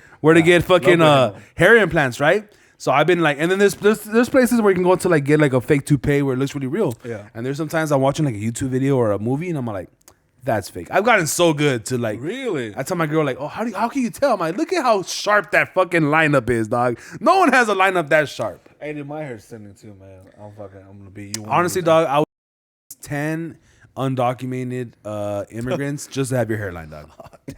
If they're documented, they're good. Compared to me, It doesn't matter. It doesn't That's matter. a crime. compared to me, you have such a good hairline. I'll give anything to have that hairline. No, dog. dude, I'm gonna go to Thailand, bro. I'm going to Turkey. I'm going Get to a Turkey. lady boy? Turkey. Where you going Oh, to you're like a lady boy. As long as they have a good Lady boy hairline. fan. As long as they got a good hairline. Yeah, it's all good. Scalp them and shit. I like how in Thailand, like if it's a lady boy, he has to tell you. First of all, I've seen videos of these people interacting with ladyboys, and honestly, they're fucking beautiful. No, that's what's the They're whole thing very about beautiful. some of these Speaking of lady boys. the trans and shit. Now I'll be like looking at it like I would have got. I'm like, Look, Because I have I'm a question. like, I have a question. Would you rather fuck an obese woman or a hot ass tranny? a tranny, dog. Tranny. Both of you guys are gay. I'm fucking you. No, fat. no, Shout no, out to no. the gorditas and the big women out there. I'm Look, still first fucking of all- the fat girl. First of all, I respect all women, regardless of One of size, them's not really a shape. woman. One of them, if a tranny Wants to be a woman. a transsexual, I'll be like, I love you for what you are. You're beautiful. Bing bang boom boom. And I'll make love to them, dude. No, Bada boom, bada but to bing. be honest, if she had no dick, she had the surgery, she looked hot, but she was born a boy, would you be able to fuck? Yes. Still get hard and What fuck? are you talking about? Okay, even hard. Yeah, bro. Even harder. They're beautiful right now. I'm just thinking about I can't do that. I don't think why. I want to be dude? able to. Come on, man. You're probably tranny right now, dog. You're probably fucking. He's trans skinny. You're born a woman. Trans skinny. I'm a plus size model. Get it right. I'm a plus size true. model. Trans thin. You know what? You know what? I'll never see a men's plus size model. That's all I'm gonna say, man. That's all I'm gonna say. I haven't seen one yet. You are speaking facts right now. There's one guy on Fashion Nova. There's just one bald black guy that His he's. name's Moises. They try to I push wish it was me. They should hire me because I buy a lot of Fashion Nova and I look good in it. But there's Fashion Nova Plus. There's a plus men's size, Really? and they sell shirts for like $6. Like I got these shorts for like $4, and it's just one fat guy that they just show as a model. Yeah. That should be me, dog. I just feel like with men, we gotta. It's always kind of like with women. We're like, oh, dude, this is unfair. Right. The beauty standards are. Let me say unfair. it for you, dog. Yeah. Let me say it for you, dog. Women live life on easy mode. I think it's we deal with things that they never. No, they deal with things that we never have to deal with. Like what? Like trying to go for a walk in the middle of the street. Oh, you had a good story about that, right? During the pandemic. It's very scary for women to fucking like. I know women that are like want to run. Like I'll be like, hey, why don't you just run like after you get home from work or something? Don't go It's to like, the gym. Save your money. Yeah, they're like it's scary. It's terrifying. I'm like, well, yeah, that's very fucking true. It was like the same thing because during the whole pandemic and shit, just bored at the house. So I started doing fucking Molly just randomly and shit, right? So I was taking Molly and I had my earphones in. And I mean, I live in a nice area, like a nice little suburbs and shit. But like, I would just fucking have my headphones in. It's 4 a.m. I'm like fucking rolling balls, walking down the fucking street, walking around my neighborhood. I'm like, I gotta get out and go for a walk. And then one of my homegirls hit me up and she was like, damn, you're so lucky you could just go for a walk. Because in my mind, I'm like, no one's going to fuck with me. And if you do, like, well, what's up? Like, we can handle this right now. It's way more of a hassle. And then she was like, you're so lucky to be able to just do that and not even think about that. And then I was like, damn, I never even realized that. It's so true. I have my headphones in. I'm just I'll give so 'em oblivious that. to my surroundings. I'll give 'em that. That is a true statement. And dude, guys are fucking creepy, dude. If you watch enough true crime Yeah, shit, yeah. you realize that guys are fucking creeps, man. They're stalkers, they're obsessive, they're weird, they're abusive. They're terrible, man. Guys are terrible. I think guys sometimes like go through this trauma where like it just turns on this switch where like I'm gonna do some weird shit and no one can stop me. And then honestly, some guys can't be stopped. If you're moderately strong, you can't stop them. Yeah. It's terrifying being a woman, man. And that's why I'm like, hey, that's why I understand, man. I don't understand because I'm not a woman, but like, Right. You listen. You could to be them, if you want. if I wanted to. I'd make a hot woman. I got a nice You would. booty. You're a hot I got- man. I got a nice booty, dude. Honestly, see. with those eyebrows, dog, if you were to contour them the right I way, can see it from the front. No, I wouldn't get rid of these. I wouldn't wax them. I wouldn't fucking shave these. I'll fucking keep it. He'd be free to collar in It's this my, bitch. it's my history, bro. That's what he's about. I was a man. Oh, shit. I was a man. damn, that's wild. That was Batman right there. Christopher Nolan. What's your favorite Batman movie? Without being lame, let me see. I don't want to say The Dark Knight. That's like the easiest. So thing. easy, But right? But if it's the best movie, it's the best movie. I know. I think, but it's Batman such and Robin? an easy choice. It's such Batman an and easy Robin choice. actually kind of was fire, though. The new one was pretty good. Chill with Arnold Schwarzenegger. The new one was good because the bad guy was good. Cool party. It's time to freeze. I think what when- killed the dinosaurs? Let's be honest. The Ice Age. Let's be honest. The way you rate, I don't think no people talk about this, but this is the truth. The way you rate a Batman movie is how crazy is the bad guy. The reason why Dark Knight is great is because Bane. The reason why The Dark Knight is Rises. Joker. That's Dark not Knight Rises. Rises is Bane. Oh, you're right. Well, those two movies, the ones They're you just both said, great, though. Yeah, they're both I'm bad great. at names. I don't remember things. Yes. But the Joker and Bane, the greatest bad guys. I think Batman gets all this praise. Well, also, Christian Bale is the best Batman. No, he's good. He's probably the best. But what happens is the Batman always overshadows the bad guy. It depends on the bad guy. Listen, there's arguments as whether I'm not a hardcore Batman fan in terms of like the comic books. I've heard arguments that the Batman with Robert Pattinson is a better Batman movie, right? That was a good movie. Yeah, it was a great movie. It was good. But like in terms of like what makes Batman and like sticking to the comic book and sticking to like the source material, that's a better movie. Right. But there's just nothing like the feeling of when you see Heath Ledger as a Joker. There's nothing. I didn't I'm get telling that. you, dude. I didn't get that when I saw the Batman. I was like, "There's Paul Dano." You start off the Paul movie with Dano's that fool. amazing. You start Paul off the Dano's movie with that incredible. fool coming out the bank on that fucking truck. Oh, Dude, was that guy the Riddler? Yeah, the Riddler. He Paul was Dano. fucking He's sick. amazing in everything he does. Right? that's the old school one. No, the new one. The new one. The new Paul Dano who played the Riddler. The Riddler? He was Oh! in Prisoners. The guy with the clear glasses. Yeah, he's fucking nuts. He was great in that He was role. amazing. But there's nothing like those scenes with Christian Bale and Heath Ledger. There's nothing. I didn't get any of those feelings that I got with the new Batman that I did with the Dark Knight. Nothing. Very few times I say this, but like, imagine like being so lucky to be alive. Yeah. With that fucking cinematic moment, dog. Yeah. But I never really say shit like that. But like, that's really like you were alive during like this shit when this shit happened. Yeah. So good. But then there was also So that good. moment in the Dark Knight Rises where Bane just beat the shit out of Batman. Oh, yeah. And I remember In the watching that tunnels, in in the theaters, tunnels, and I was just like, what the fuck? Molly Wops him. Bro, he just fucking broke his back and beat the goddamn shit out of Batman. You're like, that's not supposed to happen. That's Batman. And what I love about that scene is that there's no music, dude. It's just all quiet. Wow. You just hear I didn't even punching. think about that. Okay, he's like focus so much. He said, oh. You think you were born in the darkness? Batman's like, hey, they're watching. Batman takes off his dick. And I'm like, hey. But that's not the movie. I think the next movie after That's that not the movie we're watching. is You got a different one. You watched it on the thing his parents watched. That's the LimeWire version. That's what his parents watched on fucking the dark. My dad bought me that. Evil movie, Dead. That movie where he gets fucked up underground and all that shit when he's building that shit. Is that the same movie where they show how Bane climbed up as a little boy? Yeah. That part right there too. Like, how am I just saw Batman get fucked up and now I feel bad for Bane for like his mom getting raped and him escaping? Like, who do I gotta pick now? Who really is the bad guy? That's what makes a great villain, bro. One of them. Okay, listen.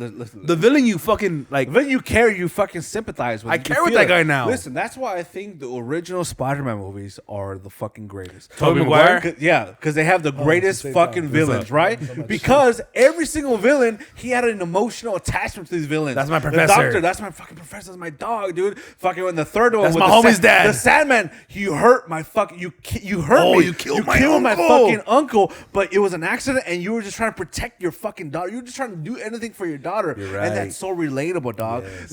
These new Spider-Man movies are just kind of like, oh, I think it's more towards kids. 'Cause it's a Disney shit now. Yeah. But you just don't feel that connection. It's like it's different when Spider-Man, Tobey Maguire, or Peter Parker has to fucking fight a person that means so much to him. You're right, but let me tell you where they went wrong.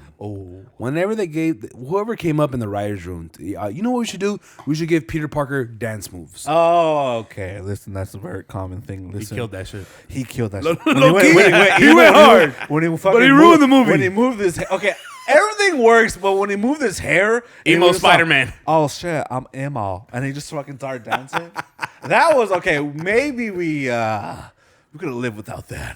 But it makes such a great meme. Oh, dude, They were ahead of their time. Little clap he does, little fucking dance. They were ahead of their time before meme culture. I don't really completely understand why they wanted to go that route. Like the whole rest of the movie was pretty good, but that scene, I'm like, dude, what are you doing, man? Yeah. But I mean, then, yeah, that kind of Venom or whatever was weird. But they did turn it into the Tom Hardy Venoms were dope. Well, let's be real. Well, Tom Hardy's dope. Tom Hardy is pretty much good in whatever. He's one Anything of those, he does, yeah. He's one of those actors that's underrated because he's so good that nothing ever really truly stands out because he's so consistently amazing. Got a nice dick, too, in God, Bronson. Oh, Bronson, yeah, Bronson. show his dick? Yeah, he's just standing there butt-ass naked, ready to lube go. him up and shit. Guys like lubing him up. What do you say? Like, fucking lube me up. Or Fuck fucking, you, white guy, you cunt. Fuck you. You Dude, fucking cunt. That movie's so movie's good, sick as man. fuck. That's what made Christopher Nolan be like, all right, I like this guy. He's like, yeah, I can fuck. I swear to God, he put him in Did he Inception. direct that movie?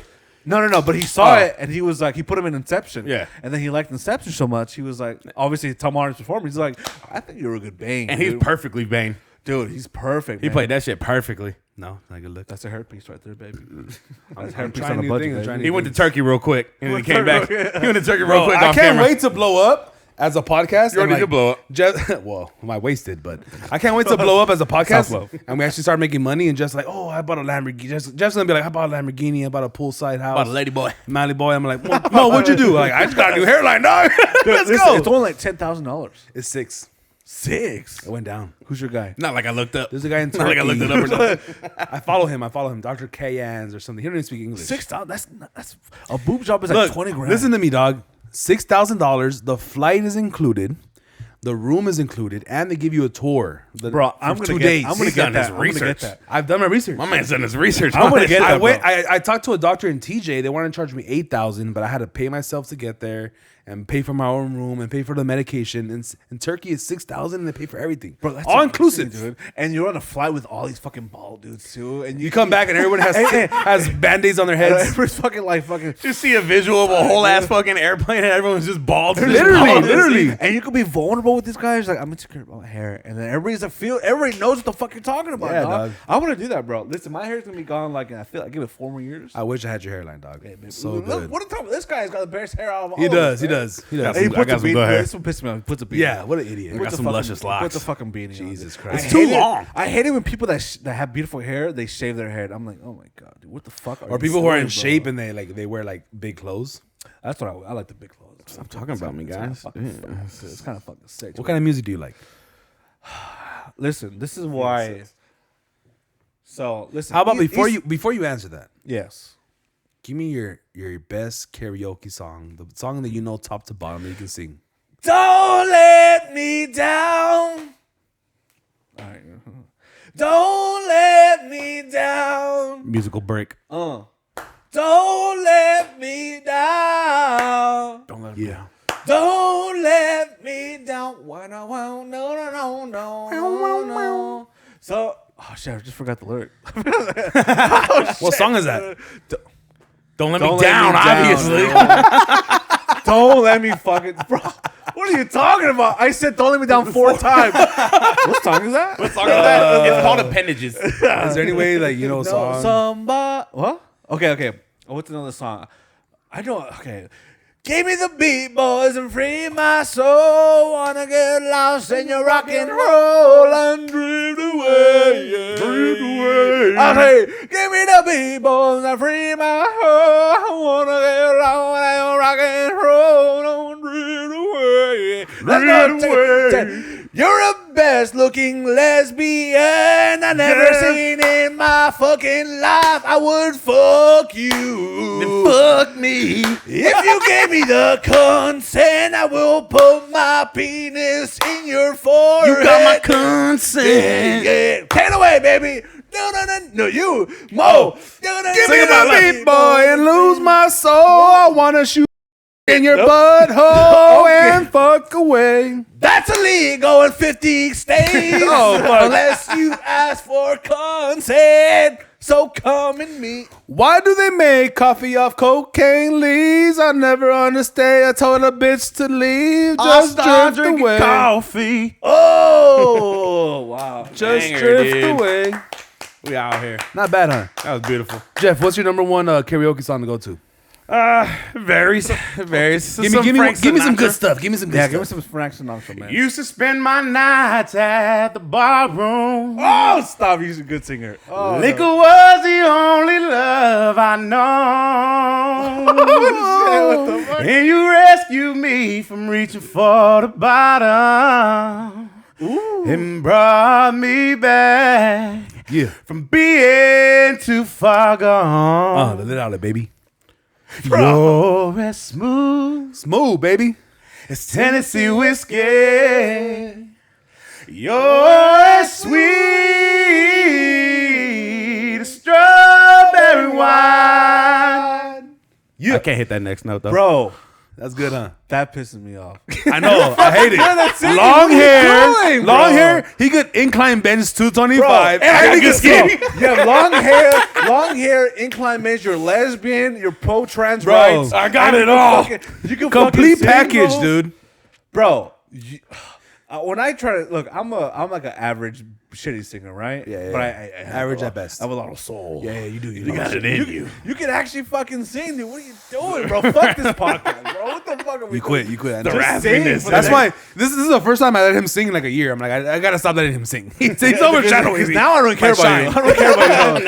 Now you wanted me to talk? Let's go. Now, can you carry on? Can you take over? Can you take over? Let's sing it out. Exactly how I feel. Jesus Christ. I had to wait till Great, the Jeff. third 30-minute part to let this shit out. Wow. So good, dog. Bro, why don't And then he knows white people songs. The white people songs that everyone loves. Bro, listen, white people got that soul, man. White people White are people got soul, horrible. bro. No. Well, look, listen to me. Look. White people are bad at singing and performing, but they're good at picking good songs. No. White people, They know what's that good. dive inside like the fucking jazz and soul culture and that music, and they fucking grow up with that. If they can sing good and they sing like in that style, nothing like it, man. White soul. There's nothing like it, White man. soul. There's soul is literally great. nothing. but it's not a real kind of thing. black soul. But the white people that adopt that style of singing, Gentrify like, it. Yeah. Well, I think whenever whenever you had the privilege to hear real black soul, real Mexican, whatever music, it was bankrolled by a white guy. Like, oh, this is good shit. Let's put some money behind it. Because if it wasn't for the white man, no but- one would be able to hear it. But now you have access, dude. I listen to the fucking to the source, man. I was in New Orleans like a couple of years, like 2 years ago, man. Orleans? New Orleans, man. Bourbon Street. It's like jazz bar after jazz bar. You just drinking. You can How does drink- that feel? bro? It's good honestly stuff? One of the most beautiful places I've ever. Because I been love, there? I love. I wanna go. I love soul and I love jazz, and that's all I really listen to for the most part. That's like my. I feel like I didn't know my music. I always loved the Beatles, right? Always loved the Beatles, but then I was overrated. like, Don't Look at piss his me off. tattoo, dog. Don't Show the people your tattoo. Show them. I swear to God, when I punch people, the Beatles is with me. I get the power like 5 people. Pop, pop, When I pop, get pop, my pop. Yellow submarine. With my straight right, it's like, bam, dude. Listen, okay, so I always liked the Beatles, but then when I started, I remember He's I not had kidding, by the way. He hates the Beatles. yeah, I can feel it, dude. I don't hate him. I just think they're overrated. Which is fucking pissing me off. We'll get back to that. Go ahead. Get back to that. So when I had a music class, right, and he was like, "Hey, show me your fucking music playlist." And I gave him a playlist. I was like, "This is all what my friends listen to. What I really like, right?" I started to discover. Oh, that's don't overpass that, dog. It's a lot of people base their musical taste Yeah. off what's accepted within the group. That's what I'm saying. I like dude. that. Go ahead. Yeah, and then like I sent him the playlist, right, and I was looking through everything. I was like, well, my homie showed me this song. My other homie showed me this song. I was like, is this my music or is this my homie's music, Yes, right? yes. And then I started to discover what I really love, man. It was like jazz, soul music, man. That song what hits me, man. When people like doing runs like Aretha Franklin, Joe Cocker, fucking Ray Charles, fucking Yes. shit like that just gets to me, man. Like raw shit. Raw. Yeah, dude. Oh, and blues. So that's why when I went to New Orleans and then like you're drinking on the street, it's like legal, and then every bar is like people playing on the saxophone. Talented ass Oh motherfuckers. my god, it's so fucking. But at its truest form. Yeah, dude, it's so beautiful. No mixing, no audio, no digital shit. It's so, dude. I paid. There was these performers that were playing just saxophone. Him and another guy, and I requested a song. And they played it, and it was just fucking. I was just drinking a White Claw in front of them, just fucking White Claw. just dancing in front. They were playing the saxophone, and one was playing the trumpet, and it was just so beautiful. The music from there is so beautiful and just pure. jazz. It's pure. Oh, It's so one of good, those man. things where like my biggest my favorite music to ever listen to has always been hip hop, right? So I'm like, oh, hip hop is the best music of all time. Hip hop is this, hip hop is that. I was such a diehard fan of hip hop, but then I started to realize like every hip hop beat is just a sample of either a sped up or slow down jazz, rock, or fucking like some sort of like old school classical shit. Yeah, And then you finally hear the song that you've been loving for your whole life, and it's like, oh, this is the original sample. You're like, Yeah. oh shit, it was just fine the way it was. and to me, I think lyrics don't matter as much. So when Ooh, people that's a hot take. Lyrics to me don't matter. Say it one more time. Lyrics to me in music, lyrics do not matter. Wow. to me. God damn, you heard it here first. When people try to show me rap, I'm like, And that's why the Beatles are overrated. no, their music is beautiful. Their lyrics are wholesome. All the lyrics were created when they're on acid and Their shit. lyrics are beautiful. So when people show me rap, I'm like, fire bars, Right. dope Bars bars, are bars. sick with it. But the actual music, I'm like, I can't. I can't The do it. 808s and all that. I don't really care. I don't care for it. I gotta hear where's the saxophone at? Okay, where's the clarinet? Where's the fucking strings? The at, bro? horns. I gotta hear some shit. I gotta hear some shit that fucking tickles my fucking. I think to get to that point, my ball. to get to that point, you actually have to understand like what real instruments are. Yes. And a lot of people don't. Hey, careful. Imagine just twist your nipple. What were you saying? Do it. A lot of people don't understand, like don't have the information that they should be having. You know. I don't know, man. I just listen. It's hard. It's hard to play.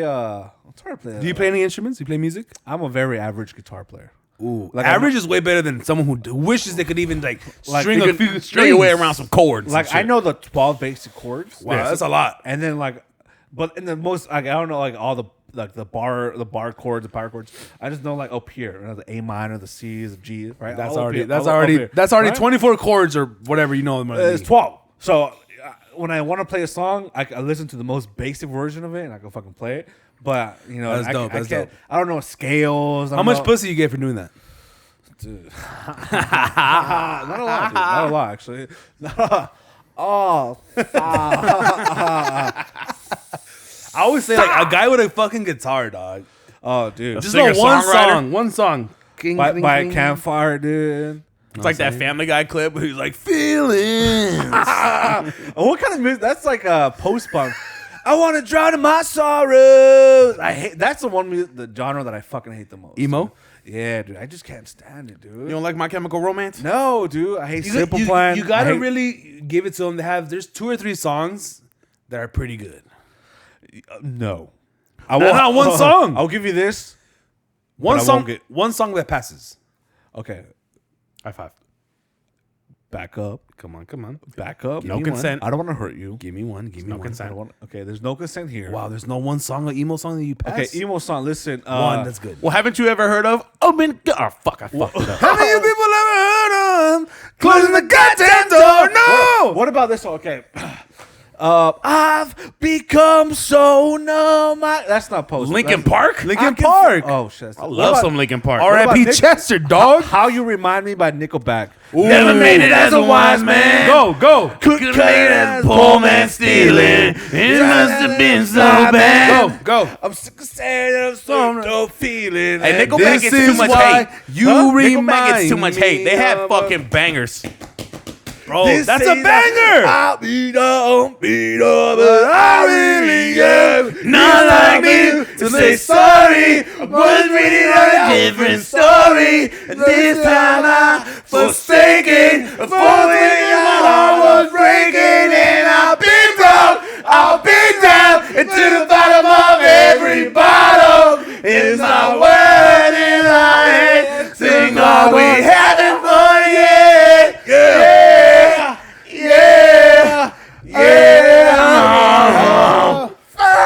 Bro, God, that was beautiful. you literally just went back on what you said that no songs are like. That was a great song. That's not emo though. That's just emotion, man. That's just Nickelback. That's just Nickelback, man. all it is. Honestly, like I'm not the biggest fan of emo, but you gotta give there's at least 3 or 4 songs just like that one that you heard on the radio or TRL. Okay. That are listen, just good. They're just good. There must be a fucking song that I was like, that's pretty dope.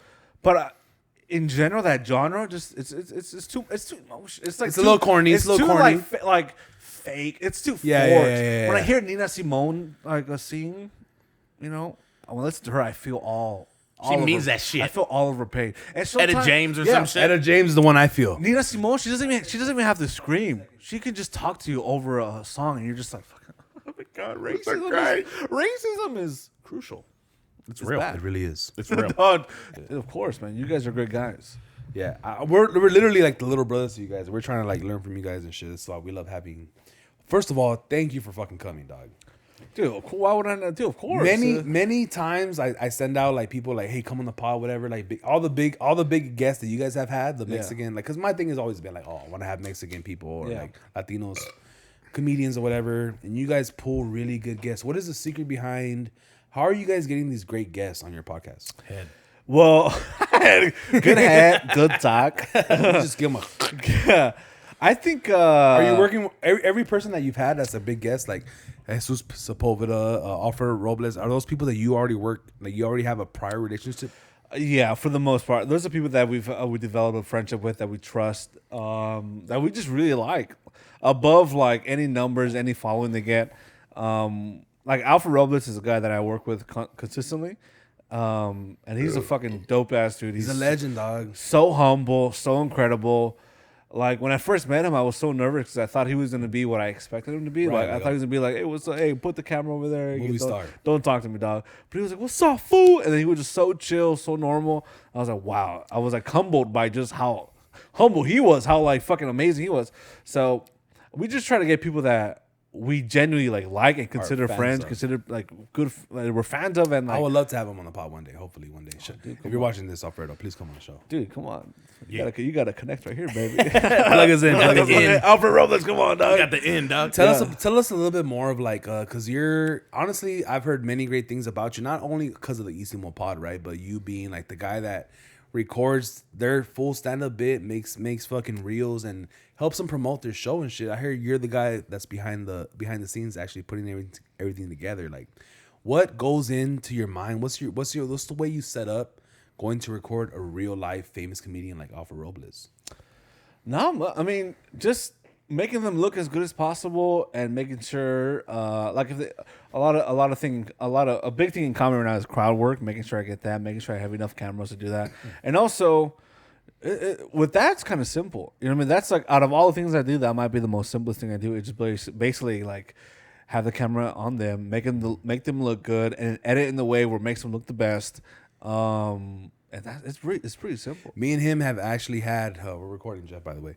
I was looking up who Alfredo Robles was. We've had like discussions about like when we had our live show. I was like, oh, we had a guy, shout out to Jackson, come and run the cameras and run the whole like live stream shit set up for us. And Jeff, being a guy that like just loves to watch, he's a fan of comedy and podcasts. He goes, "Oh well, aren't you using the audio from the venue to use the audio for the clips?" I'm like, "No, Jeff, we got to show up with our own cameras, with our own fucking mics, set it up." So walk us through. Does every venue supply you with microphones or cameras, or do you bring your own shit? No, I always bring my own cameras, my own obviously tripods, my own sound recording system, either like a lavalier mic, or like a Zoom H6 with like an XLR cable to plug into the soundboard, just to get my own sound and kind of level it at the right level where it's not peaking or anything. But it's all fun, man. I mean, the best thing about all of that, like I said, I want to be a DP cinematographer working on docs on big movies. This is kind of like I get to see stand up at its highest level. I get to see fucking. I've never paid for. I've seen so much amazing comedy at the Comedy Store, Laugh Factory, all these great clubs in different parts of the country. I've never paid for any of it. I'm always just getting paid to just watch comedy, basically. Like a fly on the wall type. Yeah, fly on the wall. Always watching comedy. I see a comedy at the highest level all the fucking time. Now, as a person who's in charge of the audio and the video, like how much like, whether it's like price of cameras, like how much equipment are you bringing for it to sound at as purest quality? Couple like 6,000, 7,000. Yeah, right. Cameras, mics. Yeah, because like the thing that there's a lot of videographers that kind of doing what I do, but I don't know where their ultimate goal is. I feel like a lot of them are just the videographers, especially in the comedy scene. They just like recording, and then I think their goal is like, okay, one day a famous comedian would take me on the road. But for me, I'm always upgrading my gear because I want to shoot like movies and shit. So obviously you got to upgrading your lights, upgrading your audio quality, upgrading your fucking camera. So my stuff kind of looks a little better than a lot of people just because like my camera has to shoot movies, well, not just like content. So there's only so much you could do to upgrade behind the scenes, right, and render it a certain way. Yeah, you have to shoot it amazing to start off with, right? Yeah, like I my cameras are meant to. I want to get the right camera to shoot like documentaries or movies. So that also is overkill when I go shoot like stand up stuff, like especially for content, right? And it looks like overkill, but it's like, well, I mean, it is overkill. It's way too much to do because you can do this on any other camera, but it does make me stand out a little bit, and it does make me look better than most of the people because they don't have the cameras that I'm using, unless you're working with like a production company. But explain like how much. Well, to me, like it's obvious that you bring a quality to someone's set because Alfredo Robles or all these other comedians who have been on big stages at the Comedy Store, the Laugh Factory, like they've been doing shows like that. But then you bring in someone like you who actually knows how to shoot it, edit it, and put it all together. Like that value, like how do you put a price on that? I mean, for comedians, that's like the biggest marketing tool they have now. You know what I mean? It's just stand-up clips. Like that's the biggest marketing tool people have. Like it's hard to get people to come out or buy anything because they don't want to feel like they wasted their money. And that's why like you go to Costco, you get a free sample, and that's like the best way to get someone to fucking buy your product. Like, hey, here's this. You don't have to pay anything. There's no risk on your end. Just here's the actual thing that we're trying to sell. And if you like it enough, you're gonna want to get more of it. So that's kind of like the biggest tool with comedians is like, here's my bit, here's my stand-up bit, here's my crowd work, here's what I can offer. You're showing it to the fucking people on Instagram, which is like millions and millions and millions of people. Marketing. Yeah, for free. They get to see it just on their phone. And if they like it enough, they'll fucking buy a ticket. And that's basically, I mean, it's not free marketing because you got to pay someone like me to edit it and shoot it together. Right. But it's like, it's an investment into yourself. But like, I think a lot of people think that maybe the venue is giving them all this great content, all this free audio. But no, the people who like we're big fans of Andrew Schultz. Yeah. The king of fucking crowd work, right? Oh, yeah. But without having, what are the guys that record? Alex Media. Without those guys, you're probably never going to hear about Andrew Schultz and shit like that. Yeah, it's like the Dr. Dre. They're like the Dr. Dre. Alex is like the Dr. Dre. He's like, fucking, you do all the shit, but let me piece it together and let me fucking send it out. Yeah, let me polish it. Let me clip it. Let me trim out the fat. Let me see, like, okay, this crowd work piece didn't really work. Let me cut that out. It's like you're packaging it into a little piece, just sending out to the public, and the public gets fucking, and then you get all these reshares, all the reposts, all the comments, and people liking it. You go viral, and that ultimately leads to more ticket sales and more butts and seats, and then you get more followers. And you go on tour off one clip. Yeah, you get more followers. And back in the day, followers didn't used to mean as much as it means now, because you can Right. go to a comedy club and be like, listen, I have this much people following me, I have this much engagement, this much people looking at my shit. I can probably bring a good amount of people onto the clubs, onto the show, and all they care about the clubs is just like, okay, are the people going to buy food, Ticket are they going to sales. fucking buy drinks? Yeah, and then like, From a person who like wants to maybe not be part of a podcast or be part of like be the stand-up guy, but like just bring in the cameras and be the editor, let's say, Yeah. producer. What is a market price? What should you charge for it? Right? If you had to put a number on it, like what's a good price for that? What do you think you deserve? Don't make the man fucking say his fucking price on camera. Because you're the only one who knows how many hours it takes to edit a clip. well, it depends, because like, listen, a lot of comedians are broke. And then people get paid very differently, especially if you're working for a comedian that has like a lot of money. It can vary a lot. You know what I mean? It could.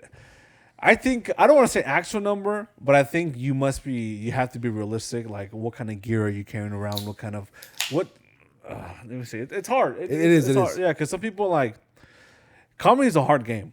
It's an extremely hard game. One of the hardest. And to make money in that is extremely, extremely hard. So at first, people are not going to want to pay somebody to want to edit their videos or shoot their videos, because it's money. They're barely making money. So I think if you're someone like me, make sure you're providing a lot of value. You know, make sure if you want to reach out to somebody, make sure you are very confident in your skills, that you know, like, listen, I'm not just filming, editing your shit. I'm also I'm also marketing for you. I'm your fucking social media manager. You know what I mean? Basically. I'm fucking posting, or I'm helping you, letting you know when to post. I'm letting you know how to work with engagement. I'm cutting this up for you.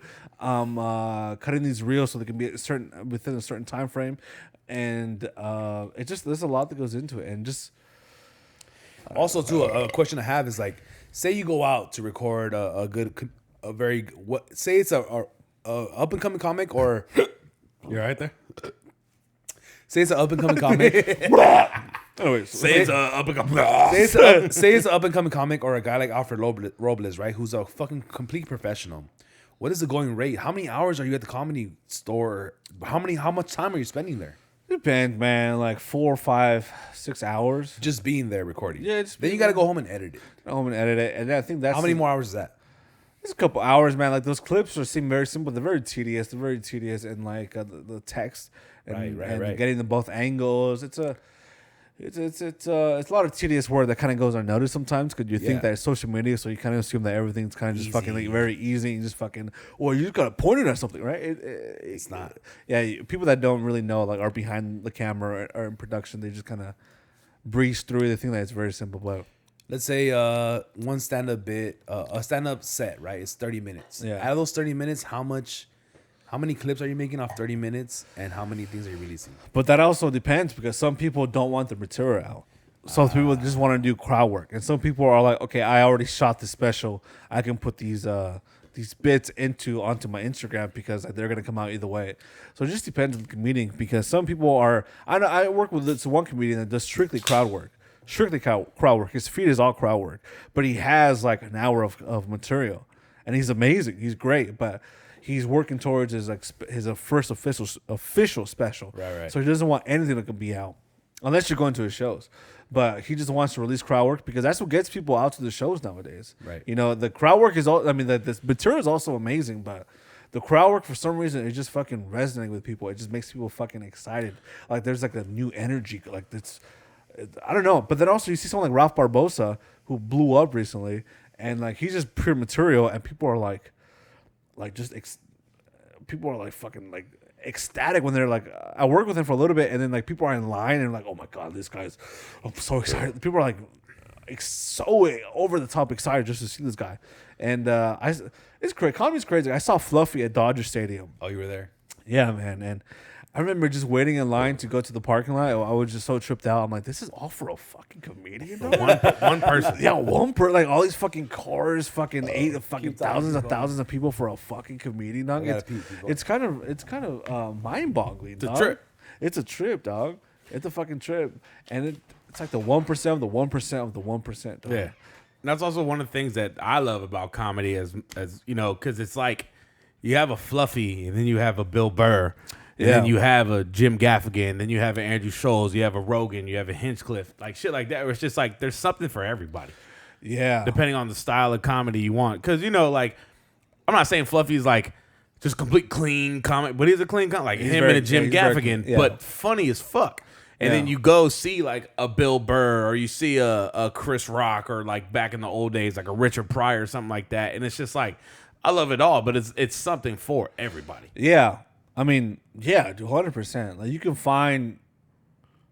find something for you, no matter if like you're into comedy or per se, but you can find a comedian that fucking tickles your brain in a certain way that another person won't. Doesn't make the other person worse or a bad comedian. Yeah. You would just be like, I just didn't find him funny. That's just not my style. That's not my style. That's just not my like what I found funny. But then you got all these keyboard warriors like they're so offensive. This guy's not funny whatsoever. Meanwhile, he's selling out theaters all across the fucking nation and across the world, and you're like, but he's not funny. That doesn't like, make any sense to me. These people getting upset at comedy shows. It's like, dude, that's the whole point. That's the whole point. Make fun of everything of everybody. Laugh at ourselves. Nothing's that serious. Everybody gets these jokes. We're all gonna die. Everybody's gonna get these. So we're all gonna die one day. Relax, chill. No one's that important. Nothing's that sacred. Just relax. And it's just so easy to just be like, nah, it wasn't for me. Yeah, dude. And you go about your life, but people just like comment, this guy wasn't funny. That's so fucking stupid. Women aren't funny. This guy's jokes weren't funny. It's like, bro, that's not for me. It just wasn't for you. Yeah, that's it. Go about your life. The thing I wanted to do is like give guys out there who are just the video guy or the comedy guy who's not in the podcast, just behind the scenes, what the price is. But it's kind of hard to put the price on it, right? Basically. Yeah, kind of. Stop trying to get this man to fucking tell his fucking price on camera. I'm trying to give information out to guys who just want to be the camera guy, you know, like prices vary. What's a good going rate? That's all. But I understand if you don't want to say it. Listen, man, if you want to be just a camera guy, listen, it's still a rough game. You know what I mean? There's not much money in there too, man. Yeah. It's about, I think, with anything, it's about building relationships. Obviously, if you want to be a camera guy in the comedy scene, don't make it your fucking only source of income for sure, 100%. Make sure you just worry about building relationships because that's going to lead to other opportunities. And I think that's the main thing, dude. And it's the same thing as behind the camera and on the camera. At the end of the day, be good at what you do. Yeah. Like the cream will rise to the top. Like if you're good and you're consistent and you're good at what you do and you have this portfolio and you have all this shit, like you're going to get what you deserve. Yeah. What is your like cuz let's talk a little bit about how you got involved with the ISIMO podcast and what has that like pushed forward your professionalism as far as like getting more gigs as being the camera guy, or like what do you love more now? Because before maybe you were just a camera guy, but now you're actually part of like a headlining. I love them both equally, man, because they're both very fucking different. They're both one's kind of like you're behind the scenes, all the work, everything is not about you. Like with fucking being a cinematographer, it's like you're part of it, but you're working as a team. Your goal is to serve the story or to serve the talent in front of you. You're behind the scenes. So it's like you're not the most important thing. Right. Where on the podcast, you're part of one of three. So you're one of three of like the most important people in that podcast, right? You're kind of like one of the stars, right? So it's very total opposites, which makes me love them both equally because they're both different. You know what I mean? Because one of them like people will be like, "Oh, dude, I saw you on that fucking pod. You're fucking funny, dude." And one is like, "Yeah, whatever. I don't give a fuck." Most people like we show like video work, they're like, "Oh yeah, cool." But people like when they say that, like, "Oh my God, Jeff, I recognize you from this podcast," or "Joe, I recognize you're so funny," but all that praise you get, which feels awesome, people notice you. It doesn't pay the bills. Yeah. So what is your long-term goal with all this? With podcasts specifically? Yeah. So with podcasts, I feel like right now my goal is just to grow the podcast, keep on doing what we're doing, tour with it in different cities, different states. Because I want to travel a lot more. I love traveling, dude. I want to travel a lot more. To travel with it, that's the biggest thing now. And then let's say we get to the point where we're able to travel consistently with the podcast. I'm not too sure. I mean, I think we just keep on doing what we're doing and then keep on traveling here so often. I don't know if I want to be like an actor or... I see it. You could. Big Feds being... You know where I see... Maybe a like dark, like Nice Guys type of movie. You know what I see? Nice Guys? You know Ant-Man? That guy that did End of Watch? Two completely different movies. What's the guy from End of Watch? Michael Peña. Yeah. I see you easily falling into a huge Disney or Marvel production. No, whatever. Being the Michael Pena of Batman, where he's like the funny guy telling a story. I want to be the funny guy, dude. What would you want to be? I want to be like, you ever seen Inherent Vice? The what? Inherent Vice. No. With Joaquin Phoenix podcast. I want to be like in dark comedies. Like Give me What's an it example. called? What do you mean? He just gave you one. I don't recognize. Give I me a want to be better dark one. comedy. There's like a very serious subject, dude. Like there's a murder going on, but it's like we're able to fucking bring humor into it, dude. Not gonna lie, that murder. Nice Guy. You ever seen Nice Guy with Russell Crowe and Ryan Gosling? Ryan Gosling. Oh, that's a good movie. That's Tell me good. more about it. I actually forgot a lot of but it's basically like there's someone got murdered and they're two detectives, but they're fucking very funny. The chemistry's working incredible. They're joking around all the fucking time while there's like a very serious subject going on. I don't want to be more involved. I don't like being Comedic like, relief. kind of, but I don't. But also acting. I would never want to do for the most. That's never not my priority. But I I would never. forget. You're also a drama guy. You're a theater guy. I just don't want to be like the guy I'm a that's lesbian, the he's guy a that's always thespian. like the guy that's always like the clown. I don't want to be a clown. That's one thing I fear okay. about like maybe like skits and shit. I feel like okay, people expect you to always be a clown. Like if you're on a comedy podcast, like I'm not a clown, dude. I'm just a regular fucking dude. I don't want to always be like you know what I mean? Yeah. So if I were to do a movie, I would not want to be like the comedic relief per se. I would want to be like in a good movie. Obviously, none of this is ever gonna happen. So you hate Will Ferrell. I love no. What you're telling me right now. Okay, Blades to Glory, one of the greatest movies of all fucking time. Blades to Glory, Talladega Nights, one of the greatest movies of all fucking time, dude. As soon as I pushed it. That was perfect timing too. See, comedic relief. I'm fucking funny, dude. Only a clown would do that. I'm a fucking only a clown. Only a clown would do that. I'm a clown. Do you notice the difference between the people who listen to you only as the audio version and the people who watch you on like the reels and on YouTube where videos involved? Do you notice when someone tells you how great you are, where they're watching you like as a fan? Yeah, I think they bring out like the facial expressions. Because I think we're very animated on the podcast. I think, and I think if you watch just audio, you don't get to experience that. But I think everything is like with comedy is better visually. Yeah. everything. Jeff, you're more of a listen to podcast kind of guy, right?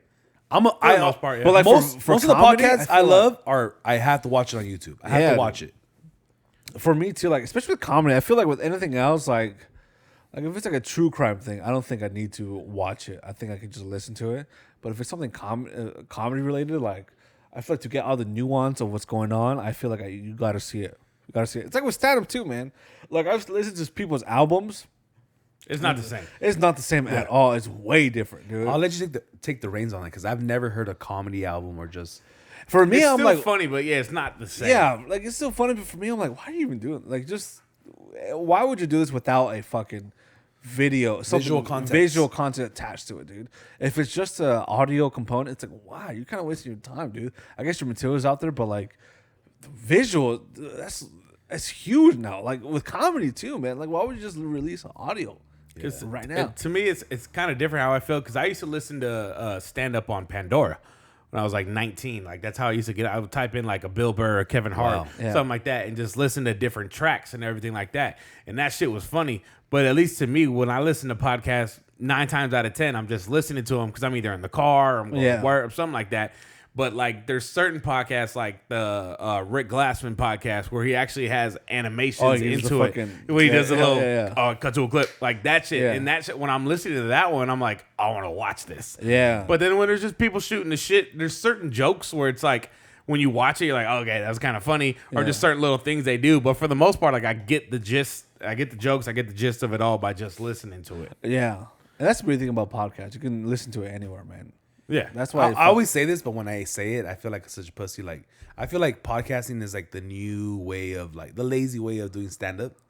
Where like we don't have to go up there and like grind our teeth and like really get feel stupid for bombing. Like it's like a pussy way of doing stand up. Yeah. Because I don't think I have the balls to be up there. And but it's do also stand-up. kind of the same thing as like how radio was before. Like Charlemagne the God is hilarious, but he's never done stand up, but he does radio, so you don't really see him too much. Big Boy on Power 106 is funny as fuck whenever this. It's just it's more like your personality could come out. Yeah, because I feel like a lot of comedians, like I think they use the podcasting, and I think it helps their stand up in some way, shape, or form.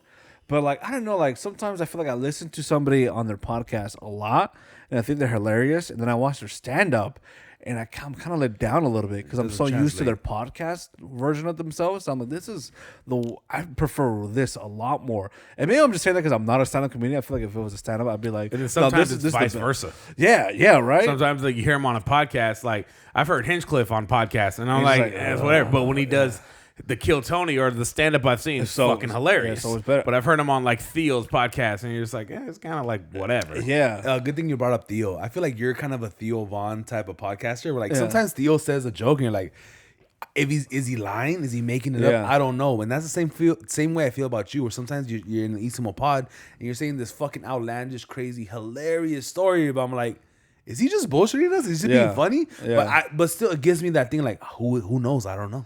Yeah, I love Theo, man. He's great. I like him a lot because I feel like he has a lot of depth to him. Like some of the stories are so ridiculous, outlandish. But then if you listen to him talk about his family or about his father, it's like I like that. Like when I don't really like when someone tries to be like funny all the time. It's not always funny. All the time about everything. It's like I get you're a comedian, but Sometimes it's therapeutic. yeah, it's like I get you're a comedian, but be more than that. Be a human. You know what I mean? I got a good question for you. Yes. Have you ever met a girl that you want to take serious or whatever? Maybe you're just trying to fuck, but she asks you like, "Hey, what do you do in your spare time?" Like, "Oh, I have a podcast," and then it's an automatic turn off for her. Has that ever happened to you? Fuck that bitch. No. I'm in a complicated situation right now. I'm kind of, but they're very supportive. They're very supportive. Okay. Yeah, they understand you're just trying to be funny. Yeah, they're very supportive. Multiple. It's a All trap. 6 It's I think if I let's say I was completely like single, and I talked to someone and they're like, you do what? I'd probably just be like, yeah, bitch. I wouldn't take them seriously. I'll probably be like, hang out here and there, but I'm not gonna be like a serious. Jeff's the kind of guy that he's been to the Comedy Store, the Laugh Factory, all these places to go watch. And actually, he's a real huge fan about comedy. Me, not so much. I'm more of a podcast kind of guy. Yeah. For a person like me who's never been to the Comedy Store, the Laugh Factory, Chocolate Sundays, what am I missing by only listening or watching podcasts instead of actually going to the shows? Oh, dude, it's like going to a fight and then like you watch it. That's a bad example because fights can be lit when you just watch it. But I can imagine if you're there, the though. energy is just it's just different. The energy, man. It's like hard to explain. I want to compare it to a fight because like I've never been to a UFC fight, MMA fight, or boxing fight in real life. But when they talk about the difference of seeing it live versus seeing it on the TV, there is a fucking difference. And when you're in the room and like someone's like talking shit or have this amazing meal, they're just talking with the crowd and it feels so organic. It just like you see like the excellence front, like you see it, you understand it almost. Like you understand like how someone can, like Teddy Ray, rest in peace. He died, but he was like. Kenny Ray, fucking Ken Double Flores cheeked up on a Sunday afternoon. Yeah, Ken Flores reminds me of him. Like I would watch him often at the Comedy Store, and then seeing him live was like nothing other. Like you're almost like, what is he gonna do? Oh shit! Like you're kind of like. I love the fact that you brought up Ken Flores because we had Ken Flores on the podcast, right? Shout out to Ken Flores in Chicago, which was an amazing fucking experience, right? Yeah. It's fucking beautiful. But then the following or the week before, I went to go see him live on the stage with the light on. I was screaming, dying, laughing obnoxiously at his jokes. Yeah, dude. Because it's just when you're the energy in the crowd, it just feels so much better. It's so different, man. And that's why, like, it's easier to see stand up from afar now with the clips and everything. But just go see stand up live, man. See stand up live. Get a drink in you. It's just so. It's like it's good just to laugh, man. It's good to laugh, and it's like It's like cinema, man. You forget about things. You forget about life. You forget about you're in another world. And like I love when I'm listening to stand up and there's a white guy that fucking comes up and he talks about how white he is, and I get to kind of like put myself in his shoes and experience his life through him and how I get to know a little bit about him, even though I don't know him at all. And like knowing about other people's different cultures, it's like I think to the point what I was trying to get an answer out of, but what I've really realized right now is I think people need to not only if you're enjoying consuming the reels, the short bits, the crowd work on Instagram or YouTube, whatever, if you love that, please take the moment out to buy tickets and go watch it live. I think it is gonna blow your mind. So anybody out there that thinks they love this podcast or any other podcast out there, go watch it live. It's just so much better. Yeah, it's so fun, man. Guy goes to one fucking comedy show. He's all fucking the whole time before he's like a just fucking like, I've never priest been and to a shit. comedy But I feel like This I feel like I have the right to say that because I'm a kind of guy that will probably never ever go to a comedy show. Maybe you guys are the guys that go all the time, but I go by myself. I went to go see Ken. Why? Because Ken's like me. He's Mexican. He's a big boy. Whatever. I found something that I relate to him. Yeah. And I already thought he was a funny guy. And he's one of my favorite comedians now, right? Not just because he's been on the podcast, because he's great. But then I want to go see him live, and it was like 1,000 times better. Dude, yeah, man. And that's when people ask me who's my favorite comedian. It's like, it's hard to say Bill Burr, Dave Chappelle, all these people, because it feels like it's too easy. It's like, But I mean, there's they're so up many. there. They're up there. They're up there for a reason, but Yeah. like when you look at everything underneath that, Yeah. that don't have that popularity, that don't have that fame, it's like there's a world of comics that for laugh, minute for minute, I feel like are even better, dog. It could just be down to the point where it's like your favorite comedian of all time, or your favorite right now, Yeah. or like your favorite up and coming one in a Yeah. way. Because I've seen the fool Trevor Wallace a few times. Oh yeah. Oh, really? Fucking hilarious. Yeah, he's funny, and man. he's a funny dude on his podcast, on his skits and everything. Fucking hilarious. Right. And then the dude, I found out about his co-host Michael Blausing from doing the watching the Stiff Sock Spot, and like I've never seen him live, but all the clips I've seen, that was funny as fuck. Yeah, man. And it's just like, yeah, I have my Patrice O'Neals, my fucking Richard Pryors, the fucking Bill Burrs and shit like that, the Andrew Scholes, but then you have people like Trevor Wallace who are still, they're good and like up and coming and shit, and like, but some of the people that you've mentioned, like with Alfred Robles or whatever, like Renee Vaca, like I never heard of them, but I'm sure they're fucking hilarious. That's the great thing about comedy, man. There's just so many people coming up all the time, man. And like, there's a wave and another wave. The good thing about it now is like, there's a lot of Latino comedians coming up, dude. Yes. A lot of Mexican foods coming up. And I feel like when I first started in the comedy scene, just taking pictures in 2019, it wasn't like that at all, man. It's like a new thing, and it's just nice. It's just nice to see It really is. It really is. people with similar background and that look kind of even like you. That's That's like a big thing. Representation. Yeah. We've held you hostage for almost 2 hours now. This could have been easily a 5-6 hour podcast. I'll come back, baby. We got 10 seconds left. Jeff, I know he had a great time. I had a great time. Tell the people what to look out for, where to find you, and all that good shit. ISIMO Pod on everything. Instagram, twitch.tv/ISIMO World on Twitch. Big Man Boom. Love you guys. Joel Brandad on Instagram. Follow us on ISIMO. We love you. Boom. He loves racism. Please come back.